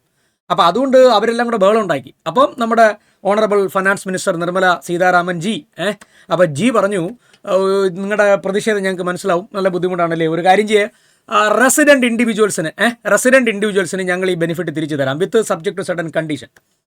റെസിഡൻറ്റ് ഇൻഡിവിജ്വൽസ് ലാൻഡും ബിൽഡിങ്ങും അക്വയർ ചെയ്തത് 23rd July 2024 മുമ്പായിരിക്കണം. ശ്രദ്ധിച്ച് മനസ്സിലാക്കണം, റെസിഡൻറ്റ് ഇൻഡിവിജ്വൽ ലാൻഡും ബിൽഡിങ്ങും അക്വയർ ചെയ്തത് 23rd July 2024 മുമ്പായിരിക്കണം അക്വയർ ചെയ്തത്. ട്രാൻസ്ഫർ ചെയ്യുന്നത് ഞാൻ ഈ പറഞ്ഞ പോലെ 23rd July ശേഷമായിരിക്കണം. ട്രാൻസ്ഫർ ഡേറ്റ് 23rd July 2024 ശേഷമാണ്. വിറ്റത് ലാൻഡും ബിൽഡിങ്ങുമാണ്. വേറെ ഒരു ക്യാപിറ്റൽ അസറ്റുകൾക്കും 23rd July 2024 ശേഷം ട്രാൻസ്ഫർ ചെയ്താൽ ഇൻഡെക്സേഷൻ ബെനിഫിറ്റ് അവൈലബിൾ അല്ല. റെസിഡൻറ്റ് ഇൻഡിവിജ്വൽ, റെസിഡൻറ്റ് HUFനെ സംബന്ധിച്ച് 23rd July 2024 ശേഷം ലാൻഡും ബിൽഡിങ്ങും വിൽക്കുന്നുണ്ടെങ്കിൽ അവർക്ക് വേണമെങ്കിൽ അറ്റ് ദെയർ ഓപ്ഷൻ ഇൻഡെക്സേഷൻ എടുക്കാം. അങ്ങനെ ഇൻഡെക്സേഷൻ എടുത്ത് ക്യാപിറ്റൽ ഗെയിൻ കാൽക്കുലേറ്റ് ചെയ്താൽ ആ കിട്ടുന്ന ലോങ് ടേം ക്യാപിറ്റൽ ഗെയിനിന് പഴയ റേറ്റായ 20% തന്നെ റേറ്റ് ഓഫ് ടാക്സ് കൊടുക്കണം. അതേസമയം 23rd July 2024 ശേഷം ട്രാൻസ്ഫർ ചെയ്യുന്ന land and building by resident individual and HUF indexation എടുക്കാതെ ക്യാപിറ്റൽ ഗെയിൻ കമ്പ്യൂട്ട് ചെയ്താൽ പുതിയ റേറ്റായ 23rd July ശേഷം ക്യാപിറ്റൽ ഗെയിൻ്റെ റേറ്റിൽ ചേഞ്ച് ഉണ്ട്. നമ്മൾ പറയാൻ പോകുന്നതേ ഉള്ളൂ. പുതിയ റേറ്റ് 12.5% ആണ്. 12.5% കൊടുത്താൽ മതി. അപ്പോൾ എന്താ കഥ? റെസിഡൻറ്റ് ഇൻഡിവിജ്വൽ, റെസിഡൻറ്റ് HUFനെ സംബന്ധിച്ച് ലാൻഡും ബിൽഡിംഗാണ് വിറ്റെന്ന് പറഞ്ഞാൽ ക്യാപിറ്റൽ ഗെയിൻ കണ്ടുപിടിക്കുന്ന സമയത്ത് നിങ്ങൾ രണ്ടും ചെയ്ത് നോക്കണം. 23rd July 2024 ശേഷമാണ് വിറ്റത്. അപ്പം നിങ്ങൾ പണ്ട് മേടിച്ച ഒറിജിനൽ കോസ്റ്റ് എടുത്ത് ഇൻഡെക്സ് ചെയ്ത് ഇൻഡെക്സേഷൻ ബെനിഫിറ്റ് എടുത്തുകൊണ്ട് long time capital gain compute ചെയ്യുക. എന്നിട്ട് അതിൻ്റെ മണ്ടയ്ക്ക് 20% ടാക്സ് കാൽക്കുലേറ്റ് ചെയ്യുന്നതാണോ ലാഭം, അതോ ഇൻഡെക്സേഷൻ എടുക്കാതെ ക്യാപിറ്റൽ ഗെയിൻ കാൽക്കുലേറ്റ് ചെയ്തിട്ട് അതിന് 12.5% ടാക്സ് കൊടുക്കുന്നതാണോ ലാഭം? രണ്ടും ചെയ്ത് നോക്കിയിട്ട് ബെറ്റർ ചൂസ് ചെയ്യാം. ഇനി ഇതിൻ്റെ ചില പ്രശ്നങ്ങൾ ഞാൻ പറഞ്ഞുതരാം. 23rd July 2024 ശേഷം ഇൻഡെക്സേഷൻ എടുത്തുകൊണ്ടാണ് long time capital gain resident ഇൻഡിവിജ്വലും റെസിഡൻറ്റ് HUFും കാൽക്കുലേറ്റ് ചെയ്യുന്നതെങ്കിൽ അതിനകത്ത് ലോസ് ആണ് വരുന്നതെന്ന് വിചാരിക്കുക. ലോങ് ടൈം ക്യാപിറ്റൽ ലോസ് ആണ് വരുന്നത്. After 23rd July 2024 with indexation benefit resident individual and HUF ലാൻഡും ബിൽഡിംഗ് കാൽക്കുലേറ്റ് ചെയ്തു. അപ്പോൾ ലോസ് വന്നു. ആ ലോസ് നിങ്ങൾക്ക് ക്യാരി ഓവർ ചെയ്യാൻ പറ്റത്തില്ല. ആ ലോസ് സെറ്റ് ഓഫ് ചെയ്യാനും പറ്റൂല. അത് 0 ആക്കണം. കാരണം only for the limited purpose of reducing the tax rate this option is given. അല്ലാണ്ട് ഈ ഇൻഡെക്സേഷൻ ബെനിഫിറ്റ് എടുത്തിട്ട് നിങ്ങൾക്ക് മറ്റ് യാതൊരു അഡ്വാൻറ്റേജും കിട്ടൂല. അപ്പോൾ ഇൻഡെക്സേഷൻ എടുത്തുകൊണ്ട് ചെയ്യുമ്പോൾ ലോസ് വന്ന ലോസ് പൂജ്യമാക്കണം. ഓക്കെ, ആ ലോസ് സെറ്റ് ഓഫ് ചെയ്യാനും പറ്റില്ല, ക്യാരി ഓവർ ചെയ്യാനും പറ്റില്ല. ഇനി 23 ജൂലൈ 2024 ശേഷം ഈ ഓപ്ഷൻ വെച്ച് ഇൻഡെക്സേഷൻ എടുത്താണ് റെസിഡന്റ് ഇൻഡിവിജ്വൽ HUF ലാൻഡും ബിൽഡിങ്ങിൻ്റെ ക്യാപിറ്റൽ ഗെയിൻ കമ്പ്യൂട്ട് ചെയ്യുന്നതെങ്കിൽ ആ കിട്ടുന്ന ക്യാപിറ്റൽ ഗെയിൻ അഗൻസ്റ്റ് നിങ്ങൾക്ക് സെക്ഷൻ 54 54B 54D ആ EC 54F ആ പറയുന്ന യാതൊരു എക്സംഷൻസും അവൈലബിൾ അല്ല. So you cannot take tax planning ആ റീഇൻവെസ്റ്റ് ചെയ്യുമ്പോൾ ആ എക്സംഷൻസ് ഉണ്ടല്ലോ, അതെടുക്കാൻ പറ്റില്ല. അപ്പം കുറേ കാര്യങ്ങൾ ആലോചിക്കണം. 23 ജൂലൈ 2024 ശേഷം എക്സംഷൻസ് ക്ലെയിം ചെയ്യാൻ ഉദ്ദേശിക്കുന്ന ഒരാളാണെങ്കിൽ ഇൻഡെക്സേഷൻ എടുക്കാതെ വേണം ക്യാപിറ്റൽ ഗെയിൻ കമ്പ്യൂട്ട് ചെയ്യാൻ ഈ പറഞ്ഞ ലാൻഡിനും ബിൽഡിങ്ങിന്. എന്നാൽ മാത്രമേ എക്സംഷൻ ബെനിഫിറ്റ് കിട്ടുള്ളൂ. എന്നാൽ 23 ജൂലൈ 2024 ശേഷം നിങ്ങൾക്ക് എക്സംഷൻ ഒന്നുമില്ല, ടാക്സ് റേറ്റ് കുറച്ചാൽ മതി. അങ്ങനെയാണെങ്കിൽ വിത്ത് ഇൻഡെക്സേഷൻ ചെയ്തപ്പോഴും ക്യാപിറ്റൽ ഗെയിൻ വന്നു, വിത്തൗട്ട് ഇൻഡെക്സേഷൻ ചെയ്തപ്പോഴും ക്യാപിറ്റൽ ഗെയിൻ ആണ്. അപ്പോൾ അങ്ങനെയാണെങ്കിൽ വിത്തൗട്ട് ഇൻഡെക്സേഷൻ ആണെങ്കിൽ ക്യാപിറ്റൽ ഗെയിൻ കൂടുതലായിരിക്കുമല്ലോ. അപ്പോൾ അതിന് 12.5% ആണ് ടാക്സ്. അത് ആദ്യം കാൽക്കുലേറ്റ് ചെയ്യുക. വിത്ത് ഇൻഡെക്സേഷൻ കിട്ടുന്ന ക്യാപിറ്റൽ ഗെയിന് 20% കാൽക്കുലേറ്റ് ചെയ്യുക. എന്നിട്ട് ഈ രണ്ടെണ്ണത്തിൽ ഏതാണ് ബെറ്റർ എന്ന് നോക്കുക, നമുക്ക് ബെറ്റർ ചൂസ് ചെയ്യാം. അപ്പോൾ ഈ കാര്യം പ്രത്യേകം ശ്രദ്ധിക്കണം. ഇതൊരു വളരെ പ്രധാനപ്പെട്ട ഒരു അമെൻമെൻ്റ് ആണ്. റെസിഡന്റ് ഇൻഡിവിജ്വലിനും റെസിഡന്റ് HUF മാത്രമാണ് ഈ ബെനിഫിറ്റ് അവൈലബിൾ ആയിട്ടുള്ളത്. അല്ലാത്ത ഒരു കേസിലും 23 ജൂലൈ 2024 ശേഷം ഇൻഡെക്സേഷൻ ബെനിഫിറ്റ് ഇല്ല. ഓക്കെ, ആൻഡ് നൗ അപ്പോൾ അത് പ്രോബ്ലം ഒക്കെ പ്രത്യേകം ചെയ്ത് പഠിച്ചോണം. The next issue, rate of tax. 23 July 2024 ശേഷം long term capital gain will be taxable at a flat rate of 12.5%. 23 July 2024 മുമ്പ് ആണ്, അതായത് നമ്മുടെ ഫിനാൻഷ്യൽ ഇയറിൽ ഏപ്രിൽ മെയ് ജൂൺ ജൂലൈ ആ 4 മാസം, അതിൽ 23 ജൂലൈ വരെ, അതിന് മുമ്പാണ് നിങ്ങൾ ട്രാൻസ്ഫർ ചെയ്തതെങ്കിൽ അതിൻ്റെ ലോങ് ടേം ക്യാപിറ്റൽ ഗെയിൻ്റെ ടാക്സ് റേറ്റ് പഴയ റേറ്റ് തന്നെ 20% ഫ്ലാറ്റ്. 23 ജൂലൈക്ക് ശേഷമാണെങ്കിൽ 12.5% flat. Okay, this is normal long term capital gain section 112. Section 112 section 112 എന്ന് പറഞ്ഞാൽ എന്താ? നമ്മുടെ special long term capital gain ആണ്. Listed equity shares, equity oriented units of mutual fund, unit of a business trust, acquisition സമയത്തും transfer സമയത്ത് STT അടച്ച് long term ആണ് capital gain നമ്മുടെ സ്റ്റോക്ക് മാർക്കറ്റ് വഴി ട്രാൻസ്ഫർ ചെയ്തത് നമ്മൾ പഠിച്ചാണ്. ആ കേസിൽ അങ്ങനെ കിട്ടുന്ന ലോങ് ടൈം ക്യാപിറ്റൽ ഗെയിൻ്റെ പഴയ റേറ്റ് എങ്ങനെയാണ്? അപ് ടു 1 lakh വരെ നില്ലും 1 lakhന് മുകളിലോട്ടുള്ളതിന് 10% അല്ലയോ? ഇനി അതല്ല. അപ്പോൾ 23 ജൂലൈ 2024 ശേഷമാണ് ആ 112 ക്യാപിറ്റൽ ഗെയിൻ വരുന്നതെങ്കിൽ റേറ്റ് ഓഫ് ടാക്സ് ഇപ്രകാരമാണ്. അപ് ടു 1,25,000 വരെ നില്ല്, 1,25,000 മുകളിലോട്ടുള്ളതിന് ഫ്ലാറ്റ് റേറ്റ് 12.5%. അപ്പം ആ എക്സംഷൻ ലിമിറ്റ് കൂട്ടിത്തന്നു. എക്സംഷൻ മീൻസ് നില്ലെന്നുള്ള റേറ്റിൻ്റെ ലിമിറ്റ് കൂട്ടിത്തന്നു. അപ് ടു 1 lakh എന്നുള്ളത് ഇപ്പോൾ 1,25,000 വരെ നില്ല്, 125 മുകളിലോട്ടുള്ളതിന് 12.5%. സോ ലോങ് ടൈം ക്യാപിറ്റൽ ഗെയിൻ്റെ റേറ്റ് യൂണിഫൈ ചെയ്തു, 12.5% ആക്കി. അത് ഈ പറഞ്ഞ 23 ജൂലൈ 2024 ശേഷം. അപ്പോൾ 23 ജൂലൈ 2024 മുമ്പ് വിൽക്കുന്ന ഈ പറഞ്ഞ സ്പെഷ്യൽ ക്യാപിറ്റൽ ഗെയിൻ്റെ കേസിലാണെങ്കിൽ അപ് ടു 1,25,000 വരെ നില്ല്, 125 മുകളിലോട്ടുള്ളതിന് 10% എടുക്കേണ്ടി വരും. You got it? So 1,25,000 limit is through out the year irrespective of 23 July, okay? But the rate is different. Prior to 23 July, 112 special rate 10%, 23 July ki session 12.5% in excess of 1.25 lakhs. Section 111 112 വരുന്ന സാധനം short time ആകുമ്പോഴാണല്ലോ 111 ആവുന്നത്. അപ്പോൾ ആ കേസിൽ അവിടെ ആ STT അടച്ച് നമ്മൾ at the time of transfer STT അടയ്ക്കുന്ന ആ കേസുകളിൽ പഴയ റേറ്റ് എങ്ങനെയായിരുന്നു? പഴയ റേറ്റ് 15% ഫ്ലാറ്റ് റേറ്റ് ആയിരുന്നു. ഇനി മുതൽ അവർ പറഞ്ഞു 23 ജൂലൈ 2024 ശേഷം ആ section 111 special short time capital ഗെയിൻ്റെ റേറ്റ് ഓഫ് ടാക്സ് എന്ന് പറയുന്നത് ഇനി മുതൽ 20% ആയിരിക്കും. അപ്പോൾ അത് ഹെവി ആയിട്ട് ഗവൺമെൻറ് ടാക്സ് ചെയ്തിരിക്കുകയാണ്. കാരണം if you put some money in stock market, so you should held it for some considerable period of time. Okay, short time ആയിട്ട് നിങ്ങൾ വിറ്റ് കഴിഞ്ഞാൽ നിങ്ങൾക്ക് പ്രശ്നമാണ്. നിങ്ങളെ പിടിച്ച് നല്ല രീതിയിൽ ടാക്സ് ചെയ്യും, 20% ടാക്സ് ചെയ്യും. ഇതൊരു പ്രധാനപ്പെട്ട അമെൻമെൻ്റ് ആണ് ക്യാപിറ്റൽ ഗെയിനകത്ത് റേറ്റ് ഓഫ് ടാക്സിൽ വന്ന ചേഞ്ച്. പിന്നെ മറ്റൊരു പ്രൊവിഷൻ എന്ന് പറഞ്ഞാൽ സെക്ഷൻ 50AA എന്ന് പറയുന്ന ഒരു സെക്ഷൻ നേരത്തെ ഫൈനലിലുണ്ടായിരുന്നതാണ്. അതിപ്പോൾ ഇൻ്റർനെറ്റ് എടുത്ത് ഇൻക്ലൂഡ് ചെയ്തിട്ടുണ്ട്. സ്പെസിഫൈഡ് മ്യൂച്വൽ ഫണ്ട്, പിന്നെ മാർക്കറ്റ് ലിങ്ക്ഡ് ഡിബഞ്ചേഴ്സ് MLD, പിന്നെ ബോണ്ട്, അൺലിസ്റ്റഡ് ഡിബഞ്ചേഴ്സ്, ഇത്രയും സാധനങ്ങൾക്ക് even though holding period is more than 24 months always will be treated as short term. ഇതിനെ ഷോർട്ട് ടൈം ആയിട്ട് ട്രീറ്റ് ചെയ്യും. ഇത്രയും സാധനങ്ങളുടെ ക്യാപിറ്റൽ ഗെയിൻ നിങ്ങൾ കമ്പ്യൂട്ട് ചെയ്തിട്ട് റേറ്റ് ഓഫ് ടാക്സ് എടുക്കുമ്പോൾ സാധാരണ ഷോർട്ട് ടൈം ക്യാപിറ്റൽ ഗെയിൻ ആയിട്ട് വേണം ട്രീറ്റ് ചെയ്യാൻ, ഈ ഇറസ്പെക്റ്റീവ് ഓഫ് ഹോൾഡിംഗ് പീരീഡ്. അതാണ് സെക്ഷൻ 50AA. അപ്പോൾ സ്പെസിഫൈഡ് മ്യൂച്വൽ ഫണ്ട്, പിന്നെ മാർക്കറ്റ് ലിങ്ക്ഡ് ഡിബഞ്ചേഴ്സ്, പിന്നെ ബോൺസ്. ഓക്കെ, ഇപ്പോൾ സ്പെസിഫൈഡ് മ്യൂച്വൽ ഫണ്ട് എന്ന് പറഞ്ഞാൽ മോർ ദാൻ 35% അവർ ഇക്വിറ്റിയിൽ ഇൻവെസ്റ്റ് ചെയ്യുന്നില്ല. മാക്സിമം ഇക്വിറ്റി ഷെയറിലേക്ക് ഇൻവെസ്റ്റ് ചെയ്യുന്നത് 35% താഴെയാണ് അവരുടെ ടോട്ടൽ പ്രൊസീഡ്സിൻ്റെ. അതാണ് specified mutual fund. Market linked debentures എന്ന് പറഞ്ഞാൽ മാർക്കറ്റിലെ റിട്ടേൺ അനുസരിച്ചാണ് ആ ഡിബഞ്ചർ റിട്ടേൺ, ഫിക്സഡ് റേറ്റ് എന്ന് പറയാൻ കഴിയില്ല. പിന്നെ ബോണ്ട്, പിന്നെ ഇപ്പോൾ ഡിബഞ്ചേഴ്സിനെ കൂടെ അതിനകത്ത് കൊണ്ടുവന്നിട്ടുണ്ട് 2024 അമെൻമെൻറ്റിൽ. ഇപ്പോൾ ഇത്രയും സാധനങ്ങൾ irrespective of holding period always short term ആണ്, സെക്ഷൻ 50AA.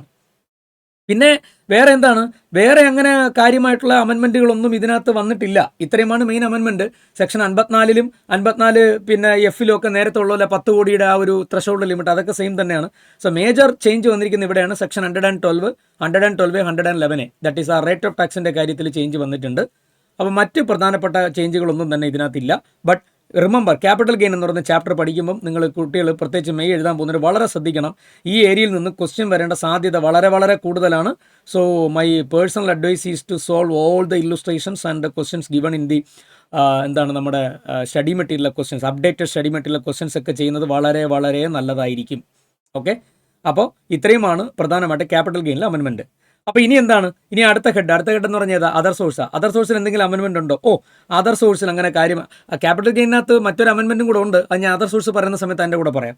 അതർ സോഴ്സിൽ കാര്യമായിട്ട് അമെൻമെൻ്റ് ഒന്നുമില്ല. അതിനകത്ത് ഡിവിഡൻറ്റിനെ ഡിഫൈൻ ചെയ്യുന്ന സെക്ഷൻ 222 അല്ലയോ, നമ്മൾ പഠിച്ചല്ലയോ. അപ്പോൾ 222A, 222B, 222C, 222D, 222E, 222F ഇത്രയുമായിരുന്നു നേരത്തെ. നമ്മുടെ 222E വരെയാണ് നേരത്തെ ഡിവിഡൻഡ് ഉണ്ടായിരുന്നത്. ഇപ്പോൾ അത് വരെ അമെൻഡ് ചെയ്തിട്ട് അതിനകത്ത് ഒരു ഡിവിഡൻറ്റും കൂടെ കൊണ്ടുവന്നിട്ടുണ്ട്. ദാറ്റ് ഈസ് 222F എന്ന് പറയുന്ന ഡിവിഡൻറ്റും കൂടെ കൊണ്ടുവന്നിട്ടുണ്ട്.